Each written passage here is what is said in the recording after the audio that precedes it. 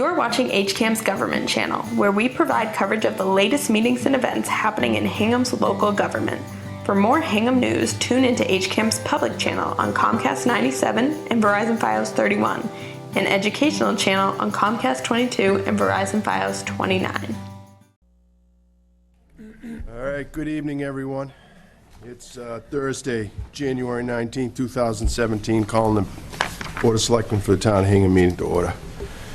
First item of business, entertain a motion to approve the minutes of January 12, 2017 as amended. So moved. Second. All those in favor? Aye. I believe there might be one more. I only got one. I got January 5th. I don't see January 5th. You're behind you. 12. Looks benign. Yeah, I thought we already did it. Got it in here, just in, out of It is in your folder. precaution. Entertain a motion to approve the minutes of January 5th, 2017. So moved. Second. All in favor? Aye. Public comment, hearing none. First item on the agenda, South Shore Lodge, 1850, Sons of Italy in America. Change of manager, change of officers and directors. Anybody here for that? Gentlemen, join us at the table, please. Welcome. You want to go to the table? Whatever suits you, sir.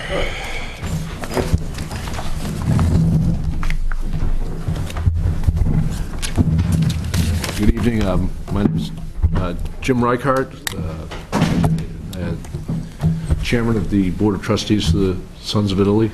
We're with Mike Ardro, who we'd like to have as our new bar manager for our organization. That's how we're doing tonight. Is everything in order here, Tom? Yes.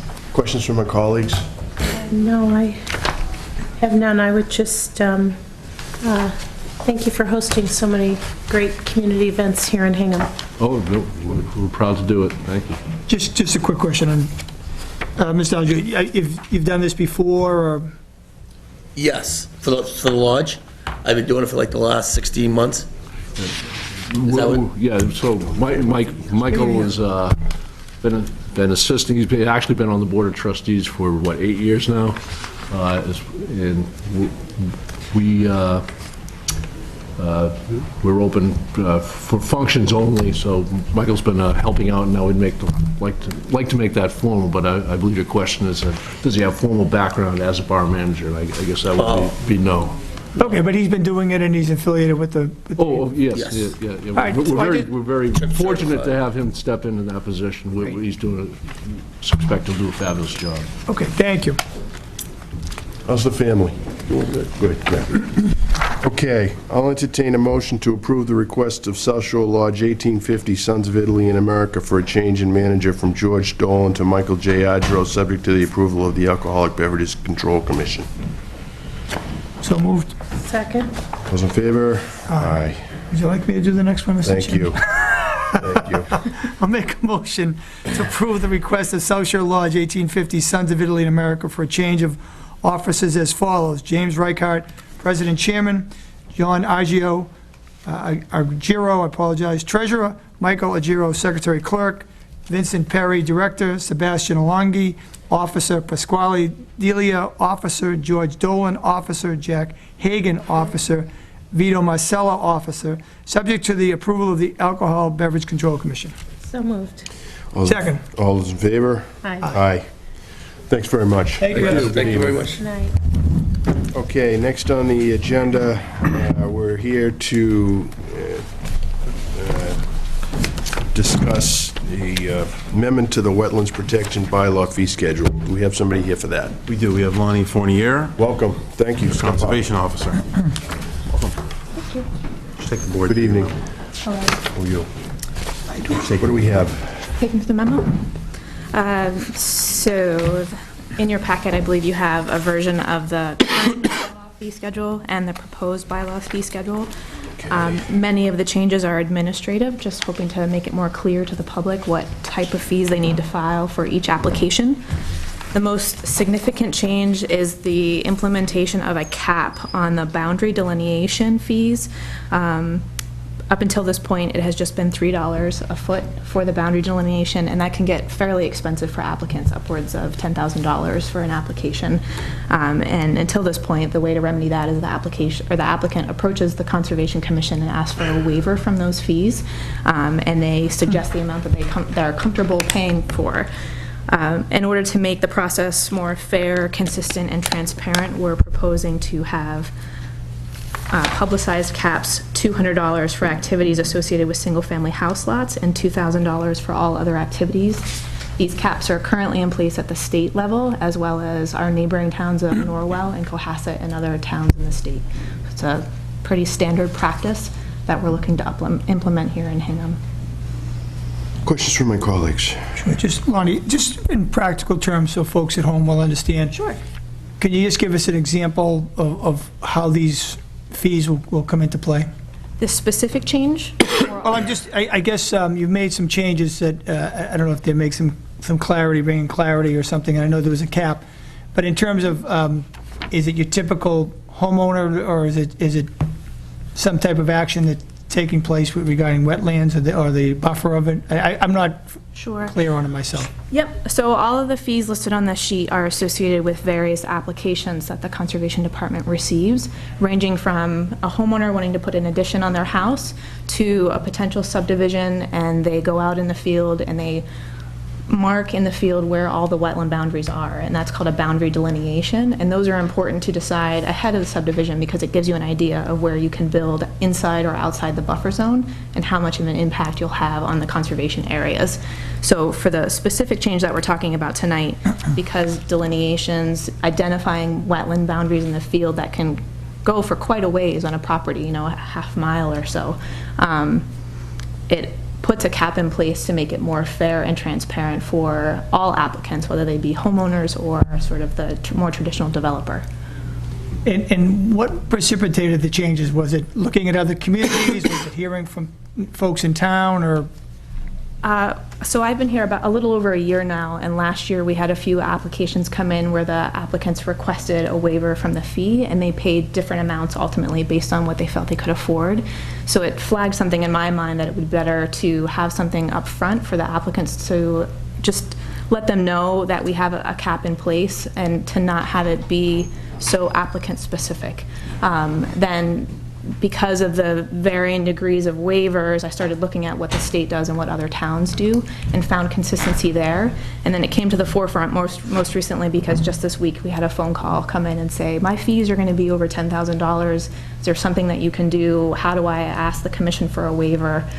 So it doesn't happen that often, but when it does, it's nice to have something in place that just makes it fair across the board. Great, thank you. I think this is your first time in front of the board since you joined, so I know many citizens have had the pleasure of working with you, but now others get to see you. I think this is just an example of Lonnie being proactive. I think the analysis was sound. I think you, like we do with so many other things, you did some benchmarking to give it a sanity check, which is terrific. So just take this occasion to thank you for all the great work you do, not just on this, but on other things. I particularly appreciate when you gave me a tour of the 2 Beale Street site, and I learned a lot and just continue to look forward to working with you. Thank you. Reliable sources inform me that you're doing an excellent job. I'm going to say no more. Do we have a motion? I'll make a motion to adopt the amended Wetlands Protection Bylaw fee schedule as presented. So moved. All's in favor? Aye. Aye. Thank you so much. Thank you. Have a good evening.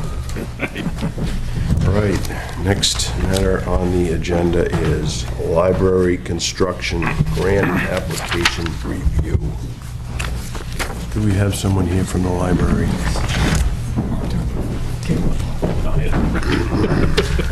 like that deep voice. Good evening.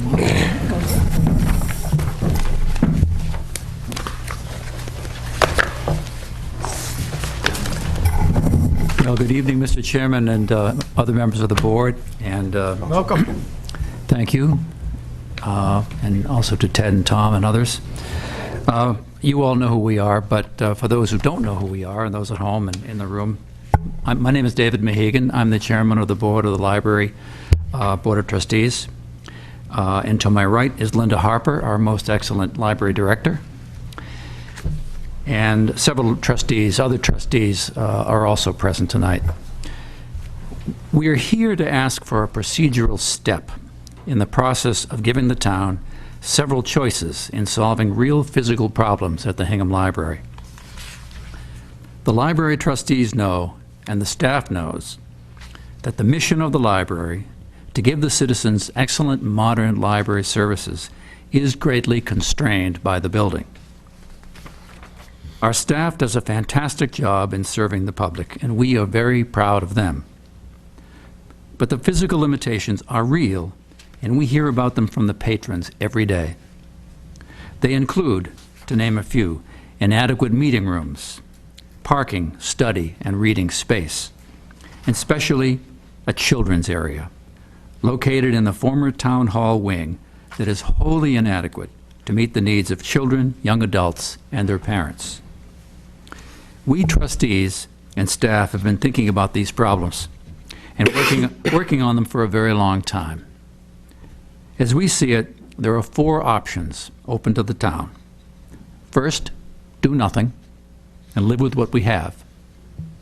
Second, do a light internal remodeling at a minimal cost. Third, do a more ambitious reconstruction that would make the best of the building as it is.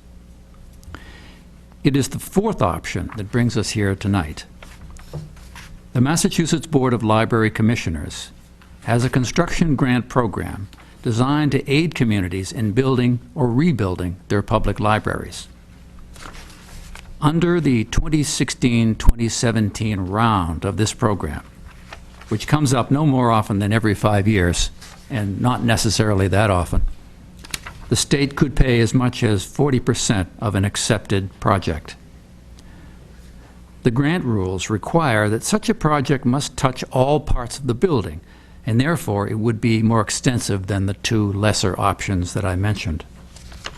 It is the view of the trustees, knowing the real needs of the town for first-class library services, that good stewardship requires us to at least apply for this funding.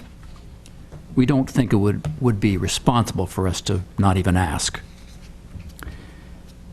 We have been working intensely on this application over the last year. The filing deadline is next week, January 26th. Is that right? 26th. The application is largely complete, but it requires the signatures of the Board of Trustees, that would be my signature, and of the Board of Selectmen. And this is what we are asking for tonight. Without the signatures, the application will not be accepted, and there is no extension of the deadline. Let me stress 3 important points before I call on Linda.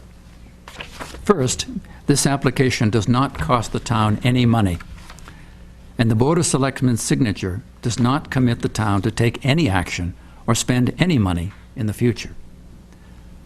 The trustees have committed up to $85,000 from the endowment, normally used to buy books from the income, to pay for the architectural drawings that are a required part of the application.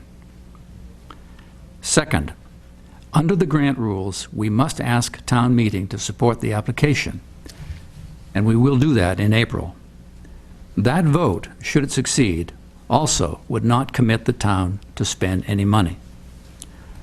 The state reviewers make their decisions in July. If the MBLC offers Hingham a grant, the town would have until town meeting of 2018 to decide whether to commit to the local share of the funding, which would include, by the way, a capital campaign by the trustees. If we are not offered a grant up front, but are put on the wait list, which is quite possible, that discussion and community decision would be 1 or 2 or more years in the future. But the grant would still be on the table. It is, of course, also possible that they'll just say no.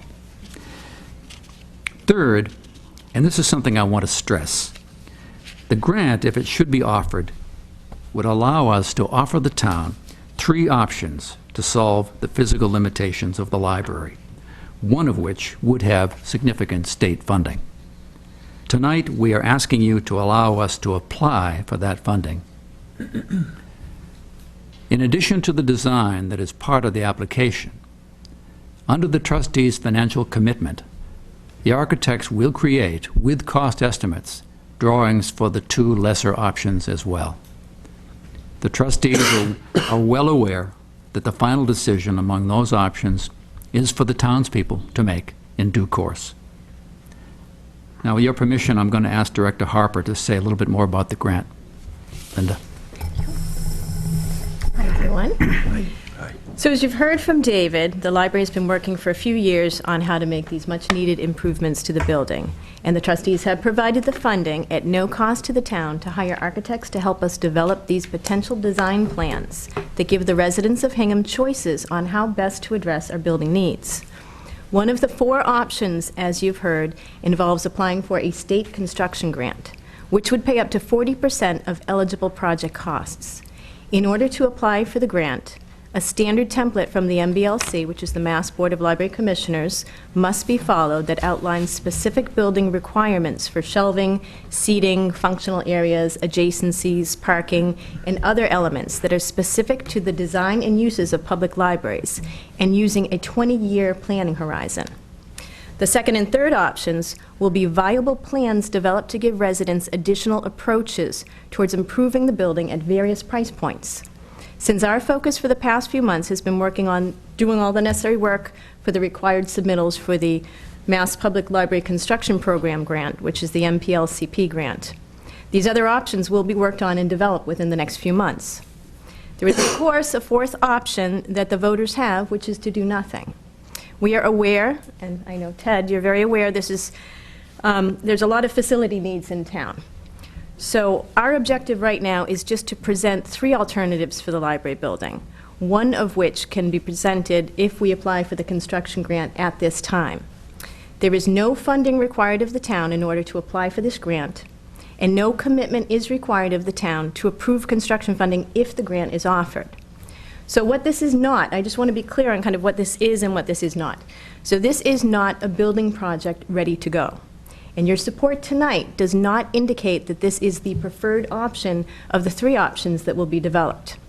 This is not a building project like others you've seen in town, where a yes vote for an application means that we must move forward with this project. Up to 25% of the towns that are offered this grant ultimately decide not to fund the project, thereby forfeiting the grant to the next library on the waiting list.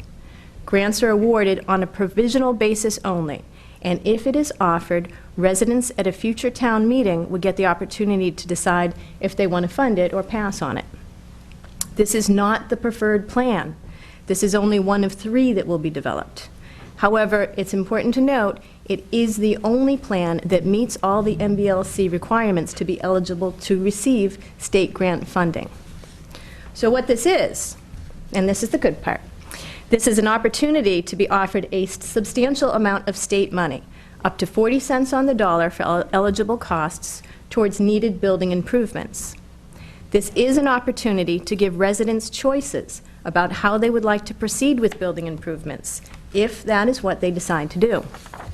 This is an opportunity to explore an additional source of funding outside of the town, and the MPLCP grant is the only funding opportunity available for the improvement of public library facilities in the Commonwealth. So your signatures on the applications are the first of 2 steps that allow our application to be considered by the state. The second step is the support of the residents at the upcoming town meeting. The trustees and I feel it is our responsibility to fully explore and take advantage of all the opportunities that are available to us to help us meet our building improvement needs, especially the opportunity to explore obtaining additional funding through the MPLCP grant. So therefore, tonight we're here to respectfully ask for your support and your signatures on our application. So do you have any questions for us? Questions from my colleagues?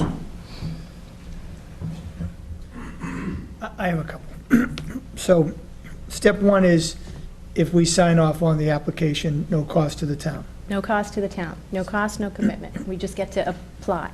And step 2 is then, do you have to come up with one of 3 options to present at town meeting, or is that already done?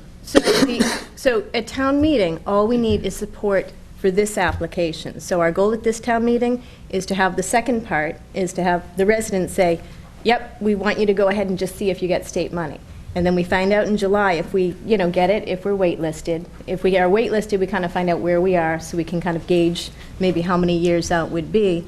And then what happens is we would take all 3 plans when we find out if we get it or not, which would be at the next town meeting, we go for funding and say, here's options 1, 2, and 3. Option 1 is this, and this is what the cost would be, and this is what the state part would be. Option 2 would be the cost to the town. Option 3 would be the cost to the town. So obviously, we would have a lot of meetings before town meetings, so people could look and decide ahead of time. But the idea is that when people walk in, they'll know what the options are, what they'd be getting, and what the cost would be. And also at a range of price points, which I think is important. So ultimately, this town meeting is just whether or not to kind of approve what we're doing now, is to pursue the grant itself. Yes, right. just procedural. Yeah. And then next year is really, a town meeting will be options decided and may or may not involve funding other than the capital program that you have. If we are lucky to get it in the first, if we're at the top of the list and we get it first, would be back in 2018. If we're waitlisted, we may not have that discussion till 19 or 20, depending on where we are on the wait list. So you're thinking positive, right? I am thinking positive, absolutely. Okay, all right, thank you. You sir. I am, yes. I think it would be helpful for the residents to understand what the price tag of this contemplated grant application would be, if you could just get into that discussion. Absolutely. So Thank you. this plan was based on a 20-year planning horizon. We have certain requirements and standards that we have to fulfill in applying for this grant. A lot of this is based on national standards of, what libraries need for seating, for service, for shelving, things like that. So when we follow the MBLC, basically template for how to apply, put all the numbers in, what we do is we create a needs-based program that we then give to the architect. We identify what we need, and we've done this through many, public meetings. We've done it through our planning since 2013. We started a futures task force to look at what we need to do to be responsive to patrons' needs. We've had surveys, a number of them, staff, public. So all of this, long-range planning as well, all of this, we've collected all this data and find out, okay, here's what works and here's what doesn't. We put that all together into a document, then we go out and hire the OPM and architect. The architect gets that and says, okay, let me see what I can design to meet your needs. So from that, they have basically taken the document with all of our needs, made a design for a library building that addresses the things that doesn't work in the building and keeps the things it does, because there's a lot of good things too. And they've come up with a basic schematic drawing of what this library could be, which we would consider option 1. It meets all the requirements for the state grant. This is probably it is the most expensive option you'll see, because it addresses everything. It fixes all our problems. The price tag on this in today's dollars is cost estimated at about $22,878,000. What happens is when we submit for the grant, because so many libraries are waitlisted over a number of years, we're allowed to put in an escalation cost. So when we're putting the escalation cost, the number we can submit to the grant is just about $26 million. So when we're looking at what is the scope, what is the cost of this project, in the dollars that we will put for the grant, the total dollars with the escalation fee would be around the $26 million range. And ladies and gentlemen, at the invitation of the trustees, I met informally last night with several of them and kind of had this presentation, so I'm somewhat familiar with some of the details. So just kind of asking Linda to take us through it again so you have a better understanding what we're being called upon to decide here. So what would the grant cover and what would our share be? So when there's a formula that you apply, and I believe, Paul, you have a sheet there that has the numbers on it. They pay so much up to $15 million, then over that is another percentage. So the total numbers, if I can pull this out to get kind of specific. The project cost of about $26 million breaks down into the Mass Board of Library Commissioners share is about and these are approximate, these are subject to change, but about $9,251,000. The town share for that would be about $16,802,000, which total be about 26. And just so that it's clear for the residents watching at home, alternatives 2 and 3 haven't yet been created or iterated or priced. Is that right? Yes, they haven't been started yet so that we could get this done for the grant. And the reason that you're doing it in this format is so that you can be eligible to receive grant funding. Correct. The idea is to have a menu of 3, you might say, a gang of 3 to give the town. The architects have been working on this because it was an extensive study that had to be done, and the analysis that they did, and the architectural response was the most extensive one, and we had the deadline coming, so that's what they've been doing. But that being done and the deadline being met, we hope, and the application being filed, then the architects will turn, Beacon & Associates, a very good firm. It's the firm that did the Cohasset Library and many, many others, will then turn to coming up with 2 other plans, and they will be costed out, those plans. The idea being that if we get the grant, we will be able to come back to the town with 3 possibilities, and 2 if we don't get the grant. But in the event that this particular grant application is unsuccessful for one reason or another, the other 2 alternatives are not eligible for any kind of grant funding. Is that right? That is correct. Okay, all right, okay. Do any of my colleagues have any additional questions? Just one other question. Of the town's share of the cost, I know it's an approximation, that doesn't take into effect the capital campaign you're going to? No, so that would be less, depending on how much. That would come yeah. from, right, it wouldn't affect, I mean, the capital campaign would not affect the state share. I mean, the idea is. Oh, yeah, right, I know. Our campaign would be, we hope, a sizable chunk of the. Like an offset, Of the yeah. town share, yeah. Okay. Thank you. Would anyone from the audience like to speak? Okay. And we've reached the point where we're being asked to vote. I'm really interested in hearing from both of you before I make comments. I'd be really, yeah, it would be helpful for me to. I'm not trying to be funny, but I'm not sure what you want me to say. No, I'll talk then. I'm interested in just kind of, your disposition towards this vote. Well, I'm not trying to. I'm sorry, I'm leaning towards, to making, going along with making a motion to do it. That's what I was inclined to do. So I apologize. Okay.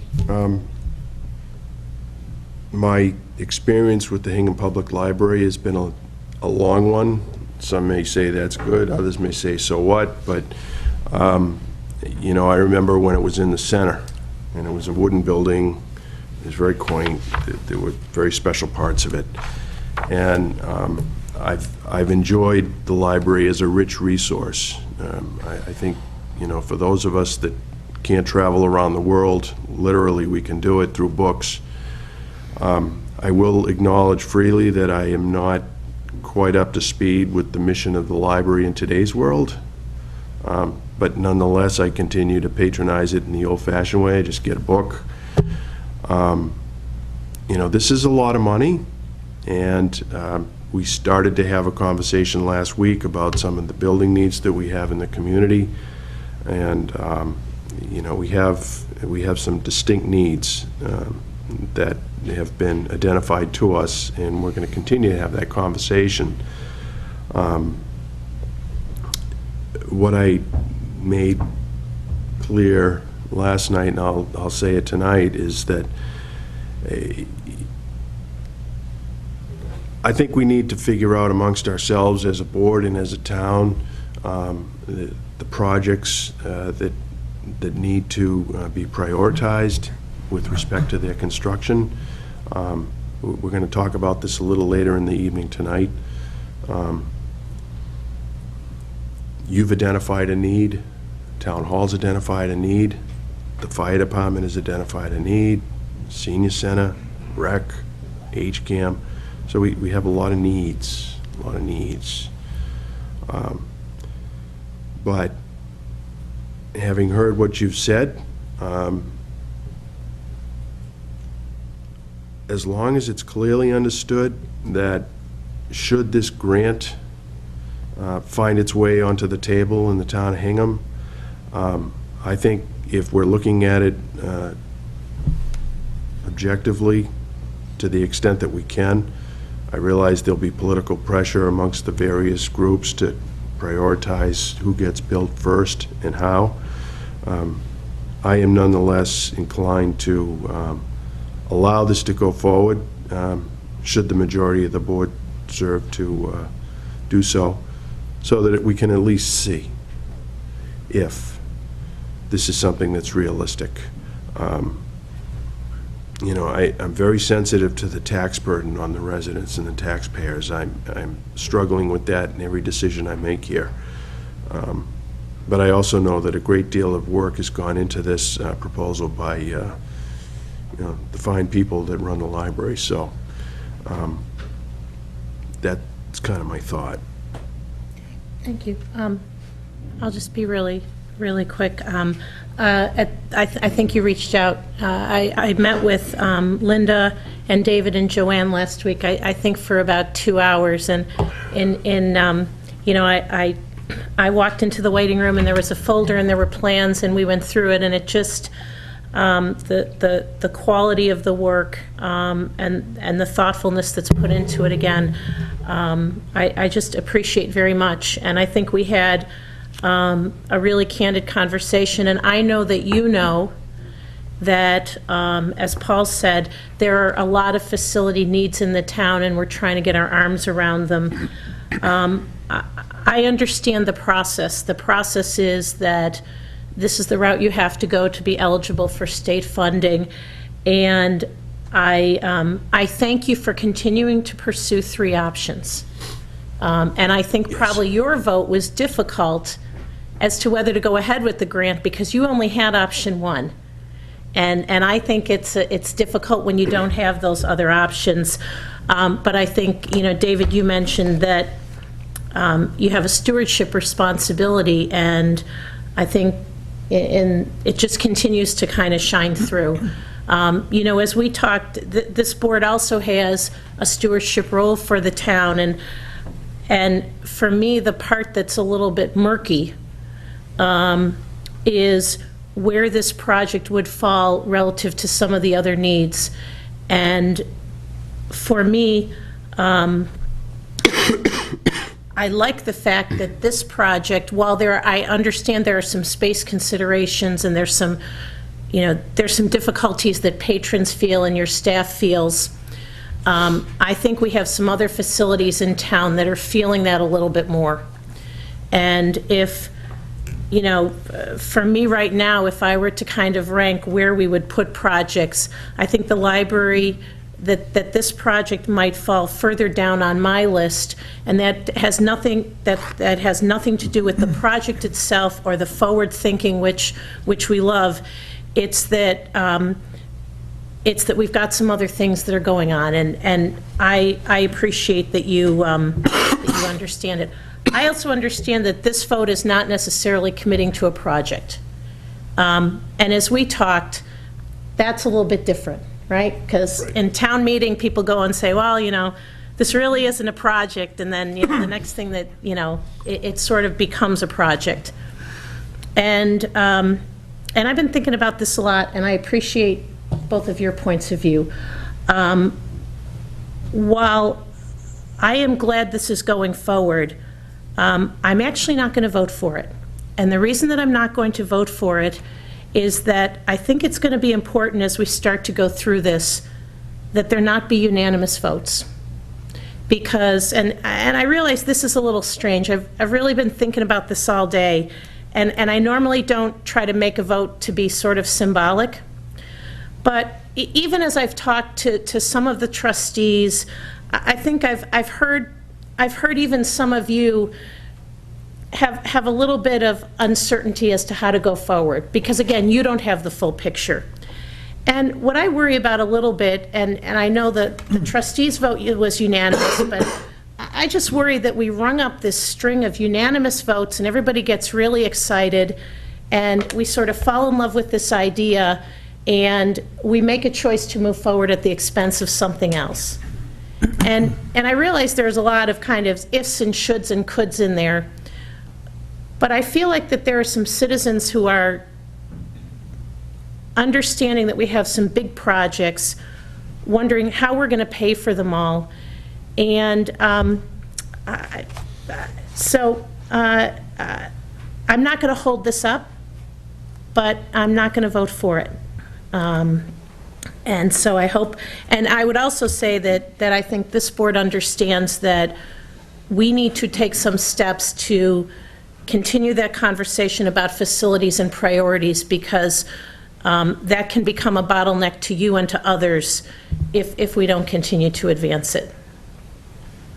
Just a couple of quick comments. Yeah. If I could thank you both and the trustees for all the effort you do. I mean, I think people say that to a lot of groups in town, but it's absolutely true. I think most times people don't realize how much work and dedication and time you put into these type of projects. And so I know I have a very high comfort level that when you come to us with something like this, it's with the utmost care and dedication and commitment to time and effort. So I do understand Mary's points. You know, I certainly, but my philosophy or perspective on something like this is, you know, I guess one of the biggest selling points at this point, it's not going to cost us any money to do it, and it gives us options down the line. And one of the things, I'm fairly new to town relative to most people, but I've got the sense of things that sometimes things can languish for decades, you know, in terms of what needs to get done. And I see this as an opportunity to put us in position to make some decisions next year or whenever it presents itself in terms of priorities. There's always going to be priorities. There's always going to be competing interests. But it seems to me very smart and practical for us to take this next step, to see where we are and make assessments down the line so that we don't miss an opportunity that we may be kicking ourselves 2 or 3 years from now. So I understand the other side of the argument, but I obviously, as I said earlier, I am wholeheartedly supportive of voting for the application tonight. I'd be prepared to make a motion, Mr. Chairman. And I would welcome that in due course. I just want to follow up and perhaps expand briefly. I was on a board that permitted the town hall when it was once a junior high, and that was, what, 20 years ago? A little more. Something like that, all right. You know, we've kind of outgrown the space here. You know, I was over on East Street when it was a town hall and permitted that for the library, and it's changed. The needs of the community have changed. And, you know, I believe that what we're having proposed for us to consider tonight is over-the-horizon planning. Whether or not a library, you know, that satisfies, you know, needs 20 years out gets built in the next 3, 4, 5, 10 years, I don't know. But I believe that with respect to planning and considering, you know, building, you know, new facilities for the community to enjoy, this is a journey that starts, you know, years out before the first spade ever goes in the ground. And, you know, I know that the library trustees and the director and those professionals assisting them can't predict with certainty the timetable that they encounter, but I have the distinct impression that this process isn't measured in 1 or 2 years. It's a longer time frame. And frankly, I'm hoping that this board, as well as boards that succeed us, will continue the progress of planning for these municipal buildings. And I believe this is just one of many steps that we're going to have to take. and one of many decisions that we're going to have to make that don't involve any kind of construction, but simply a decisional forward step, as Mr. Gannon has said, that will facilitate the conversation so that when we're in that position where we can actually start making some concrete decisions on what to build where and how, we'll be in that position. So I certainly respect your view on that. I disagree respectfully, but at this time, I'll entertain a motion. Sure. I'll make a motion to authorize and sign the application for Massachusetts Public Library Construction Program grant offered through the Massachusetts Board of Library Commissioners. Second, discussion. All those in favor? Aye. Dissent, 1. Thank you so much for coming in. Thank you. Thank you very Thank you. much. Thank you. Thank you all. Appreciate your time. You're welcome. Thank you for your work. Okay. Keith, you're on. First candidate? Police, coming in hot.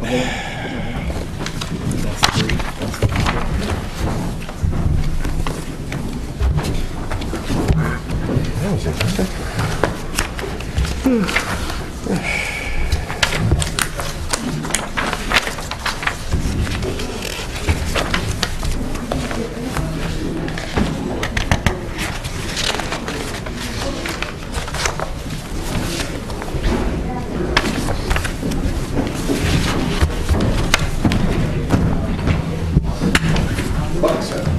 Chessler.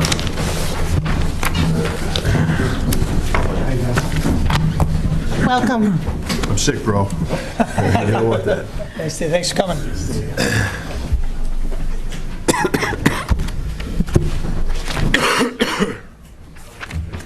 Okay, Officer Chessler, first up, right? Sorry. Keep it about 10 minutes. Yep.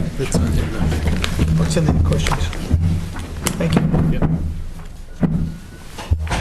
All right, Officer. Thank you so much for coming in tonight.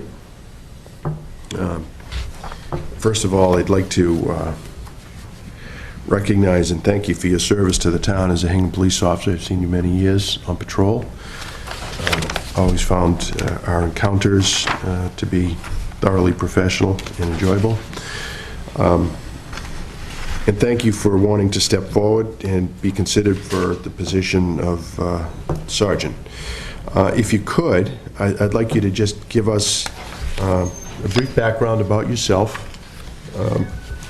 My colleagues may have some follow-up questions. And at the conclusion of that, I'll give you the opportunity to ask us any questions should you wish to do so. So the floor is yours, sir. My name is Eric Chessler. I've been a police officer with the town of Hingham for 17 years. I went to Northeastern. I graduated with a bachelor's in criminal justice. Grew up in the town of Hingham. I'm also the hate crimes, the hate crimes officer for the town. Okay. All right. Questions from my colleagues? Either one of you like to start? Okay. Sure. Welcome. Thank you again. Appreciate you putting yourself in a position to become the sergeant. Thank you. I guess I'm not going to ask a lot of questions tonight. I think I just, maybe you could tell me why you think you're the most qualified person for the position. I believe that I'm qualified for the position because I have a very thorough understanding of the law, procedure, policies and procedures of the department. I believe I'm very good with dealing with people, and I feel that I really understand how to help the younger officers, guide them, and I feel that I have a lot to bring to that position. Thank you. So, I just first want to say it was helpful for me on your resume to have all the trainings and certifications. It's just, as you look at all that, you get an appreciation for all the many different ways you can grow in the job, and you've certainly done that. And it was really impressive to read. I have two questions. One is, could you maybe give me an example of where you've demonstrated, taken some initiative on something?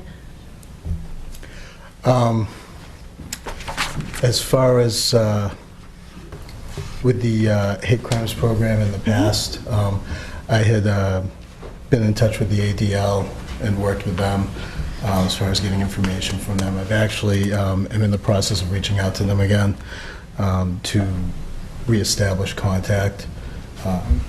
By doing that, I was able to get a lot of information that is very helpful to the other officers, as far as current events and issues that are going on in other areas of the country that we might not be familiar with. Unfortunately, there's a lot of... Yes, there is. There's a lot of it. And my final question, as you think back 17 years on the force, was there a situation that stands out for you that was particularly difficult or challenging? Can you maybe tell us a little bit about that and how you handled it? There's definitely been several where I've been not just as a patrolman, but as the patrol supervisor. One particular incident was we had an accident on a beach day during the summer down at Muzzy's Corner, and it brought down a fiber optic line, and it also cut all the power for the entire area, all the traffic lights, pretty much everywhere in and out of the town hall. And as it was a beach day, there were hundreds of cars trying to get in and out of there, and it literally stopped everything. And as a patrol supervisor, it was my job to basically coordinate everything as far as dealing with trying to get, get the traffic flowing, because there were literally hundreds of cars and hundreds of people that were stuck. Very hot beach day, a lot of very angry people, and just to get, coordinate, trying to get the traffic going with no traffic lights anywhere, coordinating with the other emergency services, with the other towns. It was very stressful, and it was the first time that I had really been in a position where I had to deal with something of that great a magnitude. So everybody worked very well, and we were able to get the situation taken care of. There's been other situations, but that's probably the one that stands out as being the most stressful, because it was such a large issue at the time. Thank you very much. Are you on the day shift right now? Yes, I am. Have you had any involvement with respect to warrants of apprehension? Yes. And what's your perspective on that process, officer? Where do you see your role there? Primarily our role is to locate the party that the warrant is for and bring them to the court, for the court to get them the help that they need. So it's definitely, it's a type of thing where, depending on the person you're dealing with, a lot of times they're in a state of mind where they're not necessarily willing to go with you. They're not in the right frame of mind. So it's definitely very difficult to do, but it's an important function that we provide. Have you been to grand jury at all? Yes. What's your impression of that experience, officer? It's definitely very interesting.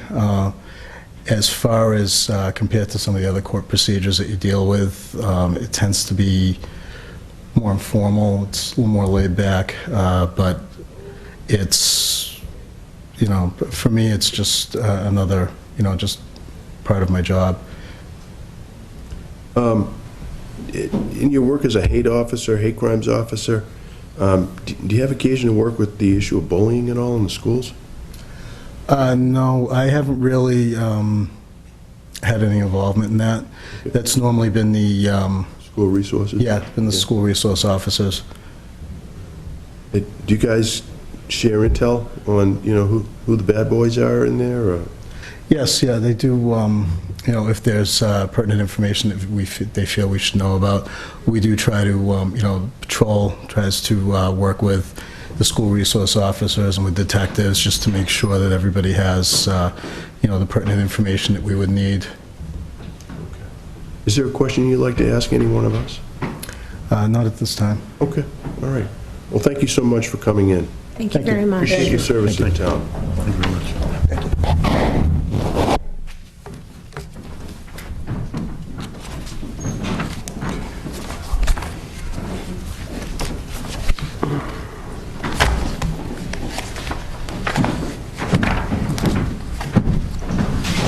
Thank you very much.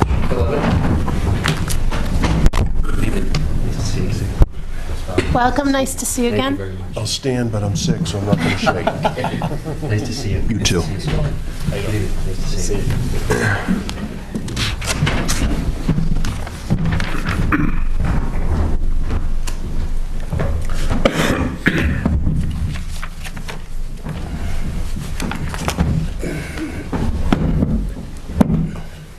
Sergeant, good evening. Good evening. First of all, I'd like to thank you for your service to the town. I'd like to thank you for stepping forward, demonstrate your willingness to serve in the role that we're interviewing for. Our format is fairly informal, give you an opportunity to tell us and the viewing audience something about yourself, after which time my colleagues may have some brief questions. And then at the conclusion, give you an opportunity to ask us any questions if you so desire. All right? Okay. So the floor is yours, sir. All right, well, first of all, thank you for the kind words, and good evening. I appreciate the opportunity to be before the board tonight. It's certainly a privilege. Having said that, my name's Philip Emmott, and I'm a proud father of 4. I'm married. I've been on the police department here for 17 years. I don't know where the time has gone. It's gone by very quickly. I started out year 2000, and I was a patrol officer patrol officer, but in 2007, I was appointed as a school resource officer. That was an interim position. I held that for 2 years, a job I really enjoyed. I loved that.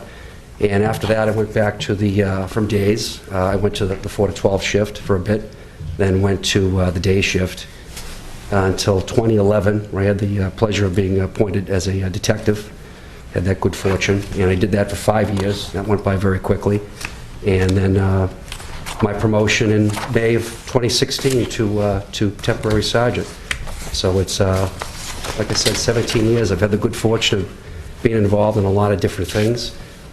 Prior to my school resource officer job, I was in the traffic division, and from the traffic division, I went into the school resource officer position, and here I am. All right. Questions from my colleagues? Either one of you like to start? Sure. So, 2 questions, and I'm asking everybody the same question. But since you've been a temporary sergeant, can you give us a couple examples of some places where you've taken initiative? Sure. I mean, certainly it's been an eye-opener. It's been a great 8 months. It's a position where I haven't looked back. I said detective was probably one of the best jobs in the police department. Now I can say that with being a sergeant. I've really enjoyed it. You definitely have to, I mean, everything I mentioned, back in May, I think I've put into play. You truly have to lead by example, and you have to take charge, and you have to adjust to the officers that are working under your command. There's obviously different generations, there's different levels of experience, and you have to adjust that so you can hone in and choose the talents. And different officers bring different things to the table. And we had a situation, if I may, where I had to, really take charge and lead. We had a situation a couple weeks back. It was a domestic situation. It was really an all-hands-on-deck type situation. Male was making suicidal statements. We went to the house, and I fortunately had a lot of officers working for me that night. And I think people want to be led. People want to be directed. And like I said, they were very experienced officers. I put them into positions where I thought they could be, helpful. I had one officer who had a good rapport with the subject, who ultimately we pulled out of the house and we had to do a Section 12, and he was eventually transported to the hospital, of course, with charges. But my point is, I had to take charge that night. I had to know the talents of my officers and where to put them. I had to know to put a certain officer to secure the room because we had a detective en route to take photographs. So at the end of the night, nobody got hurt. The male in question was transported, and everybody was safe. But I was proud of the fact that my officers came together. They did what they needed to do. Again, I had to take charge and step up and direct them. But that's my job. That's why I'm there. And I had to make a decision, and I'm a sergeant, so that's what I needed to do.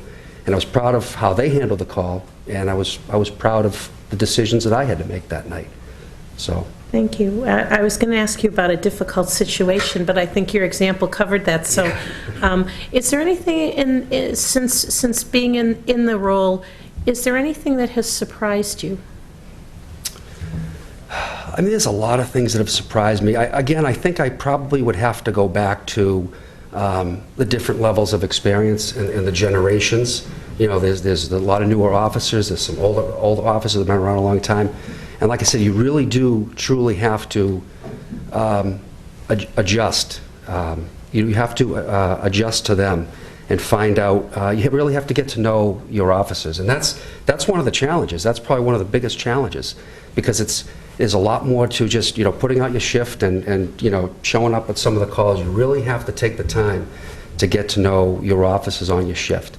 And when I say challenge, I mean those are good things. Those are good things. That's what keeps you motivated. That's what keeps me wanting to do better and learn the job more.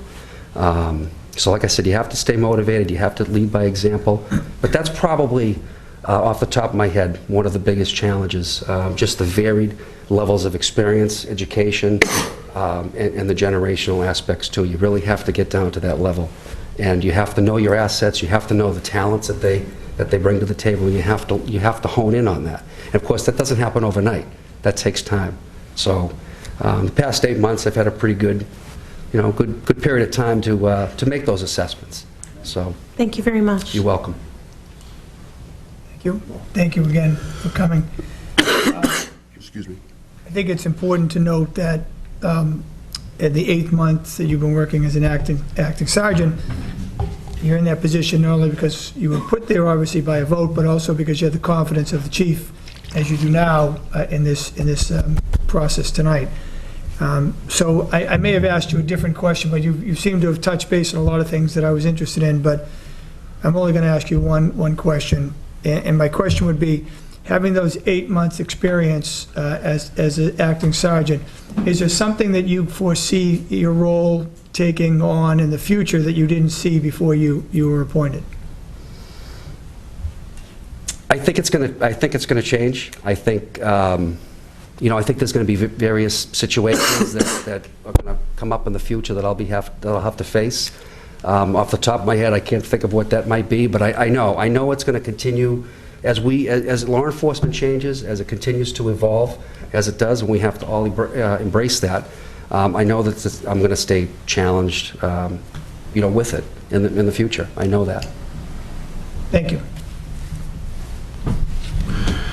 Sergeant, I was promoted to an acting sergeant as well before I became permanent, so I have some experience in that dynamic.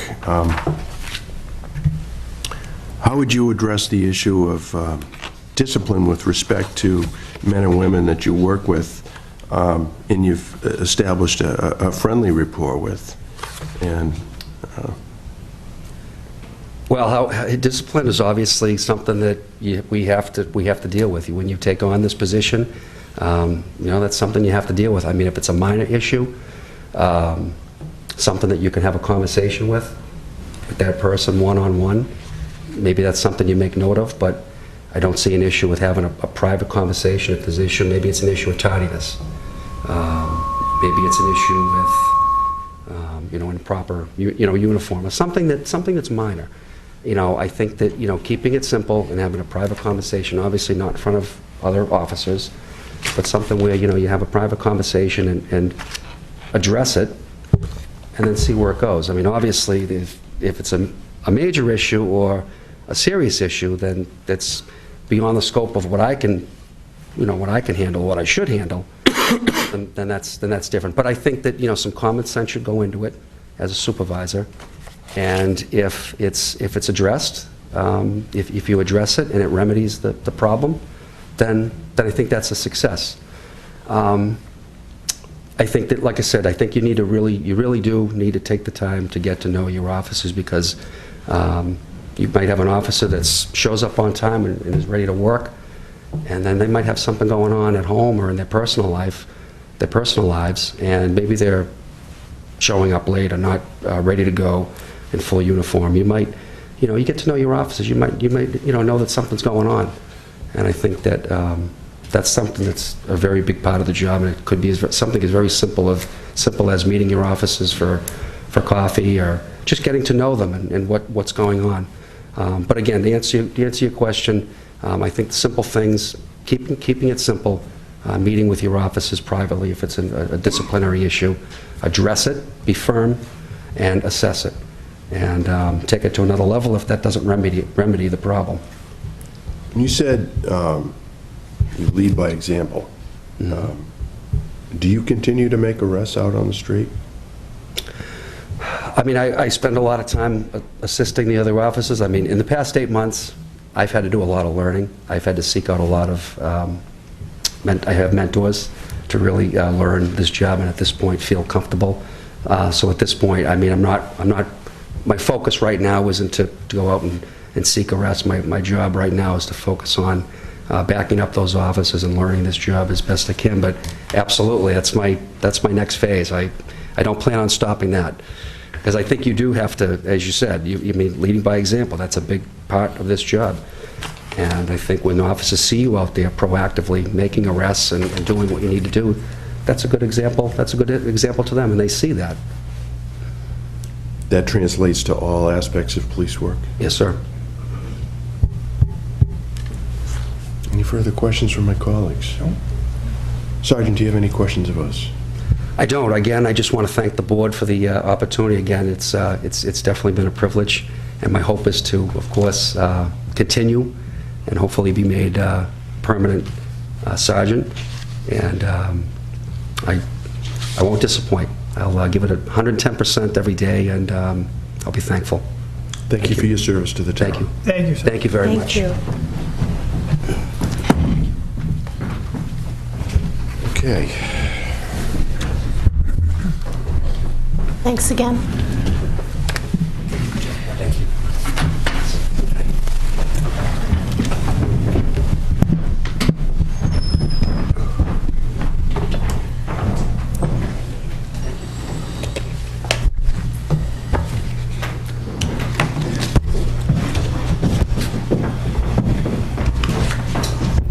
Officer Marcella. See you. See you. Nice to see you too. Welcome. Thank you. Welcome. I'm ill, but I acknowledge your hand. Hello, ill. Thank you. Nice to see you again.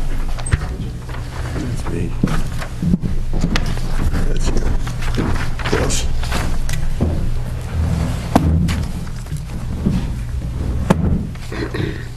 Officer Marcella. Good evening. Thank you so much for coming in. First and foremost, I'd like to welcome you tonight. I'd like to thank you for stepping forward, continuing to show an interest in advancement. I'd like to recognize your service to the town of Hingham as a police officer in this town. It's recognized, it's appreciated. Known your father for many years. I know you've been through this before. And to the extent that you go through it again, I encourage you to keep doing it. At this point in time, we're giving each of you an opportunity to just make a brief statement about yourself. Each of my colleagues and I will have some brief questions, and then you'll have the opportunity to ask us any questions at the conclusion. Okay? So the floor is yours, sir. My name is Anthony Marcella, employee of the town of Hingham for the police department. I've been working for the town since 2003. Graduated of Hingham High from 1997. After high school, went to Sacred Heart University in Connecticut, where I received a degree in criminal justice. After school, I tried to stay as busy as possible. I became a substitute teacher for the town of Hingham. Shortly after that, I was lucky enough to be hired by the Hingham Police Department. Started in May of 2003, and I've been on since. I've been with my wife for 18 years, married for 8, and we have a wonderful 3.5-year-old boy. Very nice, very nice. Who did I start with first? You? Sure. Happy to do that. Thank you, officer, for being in this position of offering your service and coming in for the interview. When I look at a lot of the officers and officials, superior officers included, I see a lot of very notable things in their resume, but I just want to maybe touch on something, recognizing, as I'm looking at it, it gives me a lot of pride to know that we have an officer like you on the force. I'm noticing in 2007, you got a citation from the governor for bravery, first responder recognition for Lifesaver Award in 2013, and accommodation for exceptionally meritorious service in 2009. And there's a lot more on your resume and others, but that jumped out at me in terms of the type of job that you do, and you all do, and it's never far from my mind in terms of the service that you give this, all of you, but I just want to make note of that, give to this town. We're very lucky to have all of you. So I don't have really many questions, but I did ask this question before, and I try to stay somewhat consistent.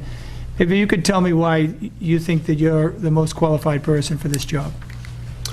I feel I'd be most qualified for this job just for a strong work ethic. I pride myself in coming to work each and every shift. I feel I'm a good fellow coworker with my employees, fellow coworkers. I'm easy to get along with. I'm hardworking. I take pride in everything that I get involved with. I finish everything to the end. I don't like to get involved with anything that I can't put 150% into. So I think just my strong work ethic and dedication and core values would make me a great sergeant. Appreciate your answer. Thank you. Hopefully. Mary? Welcome, and it was interesting this afternoon as I was looking at all of the resumes. I was thinking how professional, and they've all been prepared. And I thought, I hope the citizens of the town know just what really outstanding officers we have. And Officer Marcella came in with handwritten letters to each of us, which, again, I think is just demonstrating the professionalism that all of you have, and it's really noteworthy. I'm going to ask you to give a couple examples, because I think sometimes examples are a good way to get to know an individual and get to know how you might approach the sergeant job. So the first one, can you think of an example of a situation where you showed some initiative? You talked a little bit generally about that, but maybe an example from your police career where you took or showed some initiative. Well, being on the amount of time that I've been on, which is a long time for me, but a short time for other fellow workers, but we do have a young department, and at calls, we tend to gravitate towards the senior female or male officer who's on scene. So me being somewhat of the senior officer on the shift, I try to show leadership and take initiative at calls with other employees in the most minor or major of events, so that we can resolve an incident. That's, knowing that we've hired a lot of new officers lately, I'm sure they really appreciate that. The second example, if you think back on your career, you've probably had lots of difficult situations, maybe that have been difficult in different ways, but, you know, is there one that kind of stands out in your mind that you remember as being particularly difficult, and what made it difficult? How'd you deal with it? There's a few, but, you know, whenever you deal with kids, especially if there's a death involving a child, it can weigh pretty heavy on you. But I have a strong family, and, you know, the department's great. Everyone, you know, checks in on each other, make sure that you have the emotional support you need after an incident like that. But I'd say definitely an incident involving a child that was lost was hard. Yeah. You know, dealing with the family and everything that came along with what had taken place. But those are the harder of hard days. Yeah. Thank you very much. Officer, you have an interesting perspective having grown up here, as I understand. So how do you think that the department has changed in the time that you've been here in Hingham overall, beyond just your time on the job? I feel it's changed more in the last couple of years, just with technology and information.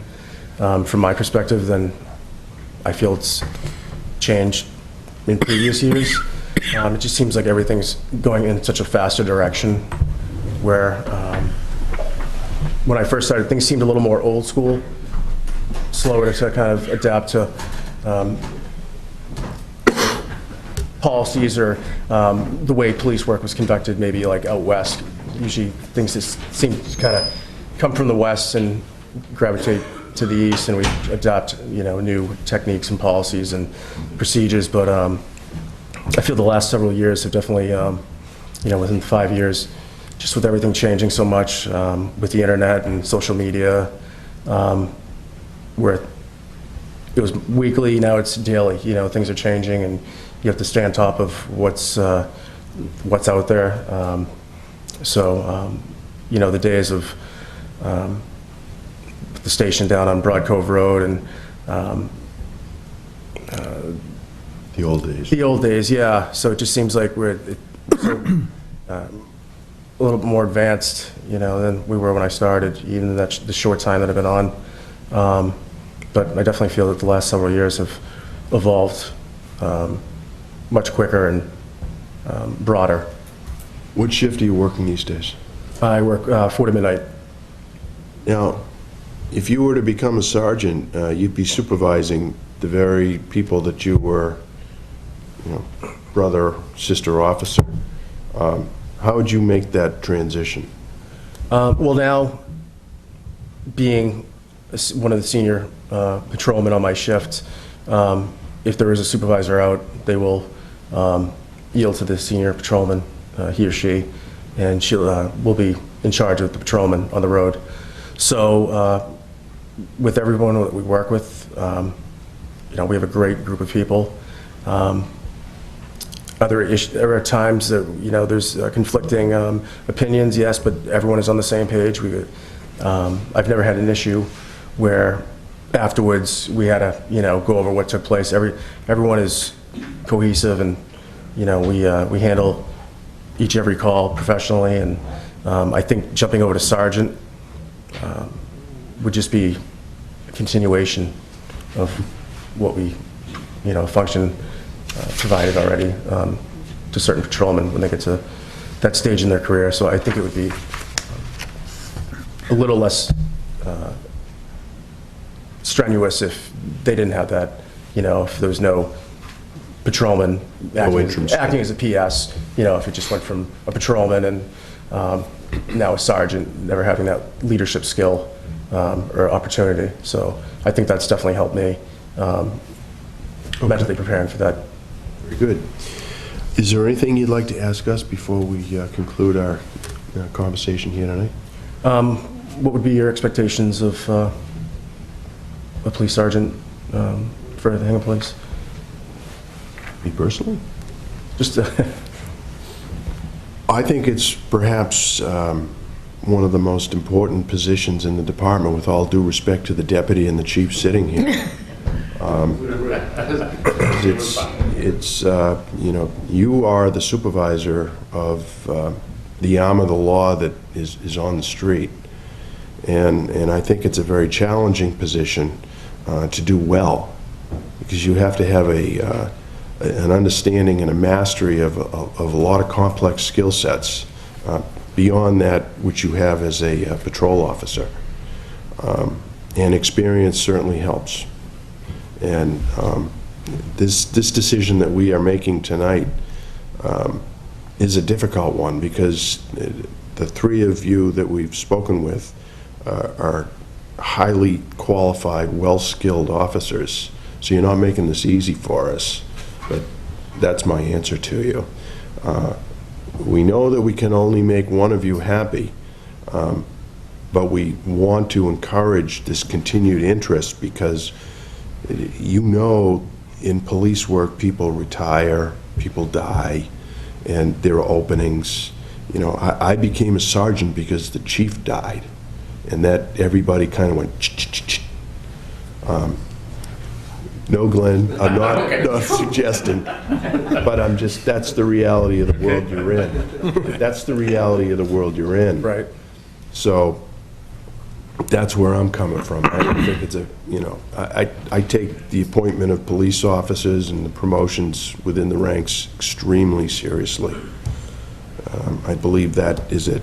You guys are out there with guns, so I'm trying to make every decision I make here very deliberately and thoughtfully.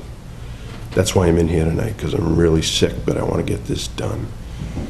I would just add to what Paul said, that for me, honesty and integrity and respect are three values that really, to me, are important for any member of the police force, and in particular for a sergeant, because how you conduct yourself is going to model behavior for the people, for your officers, who are the face of the police force to the town.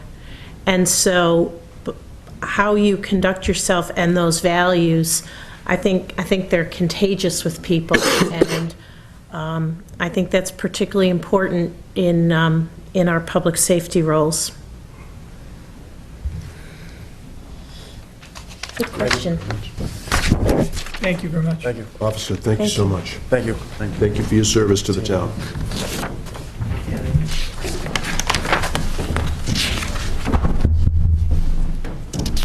Thanks again. Yeah. Thank you. Take care.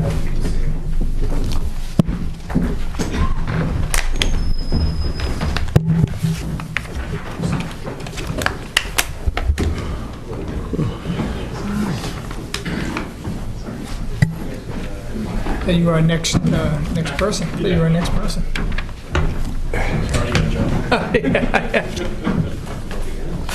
Officer Nicholas Smith. Nice to see you. I don't know if you already had it, but. Great. Thank you. I'm sick, sir. So, greetings, thank you. Nice to see you. Thank you. Nice to see you.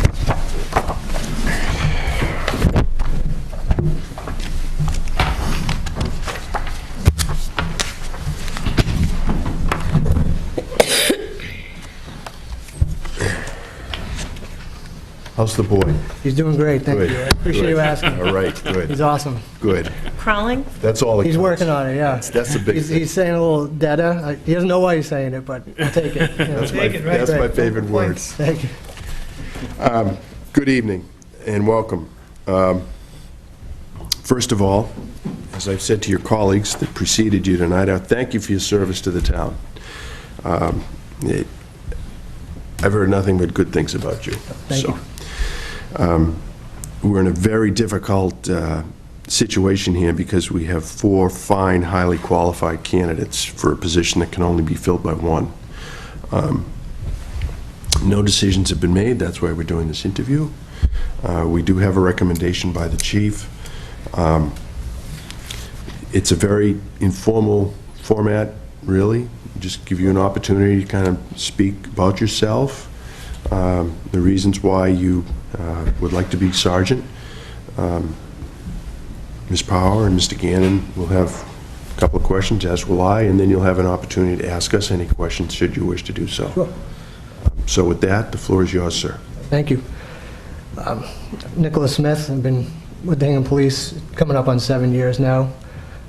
Also coming up, being married for 3 years this March. I have my 8.5-month-old son, which is pretty wild to even think about. Went to college at Bridgewater State. I graduated in 2007, cum laude, with a bachelor's in criminal justice and a minor in psychology. I went on to join the Nantucket Police Department for the summer of 2006. After that summer, I became a special for the Abington Police Department. I did that for 2 years before I was hired as a permanent intermittent for approximately a year. And then at the end of 2009, I was hired full-time with the town of Abington. After I got out of the academy, I was there about 2 months before I was informed I was going to be laid off.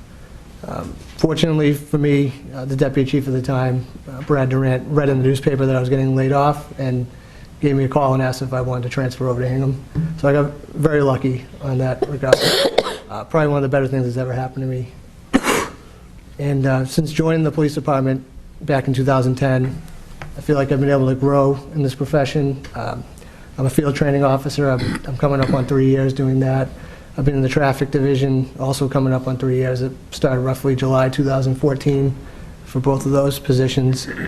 I work as the backup CJIS representative, so we handle doing the validations for any criminal records, NCIC information that we submit to the federal database.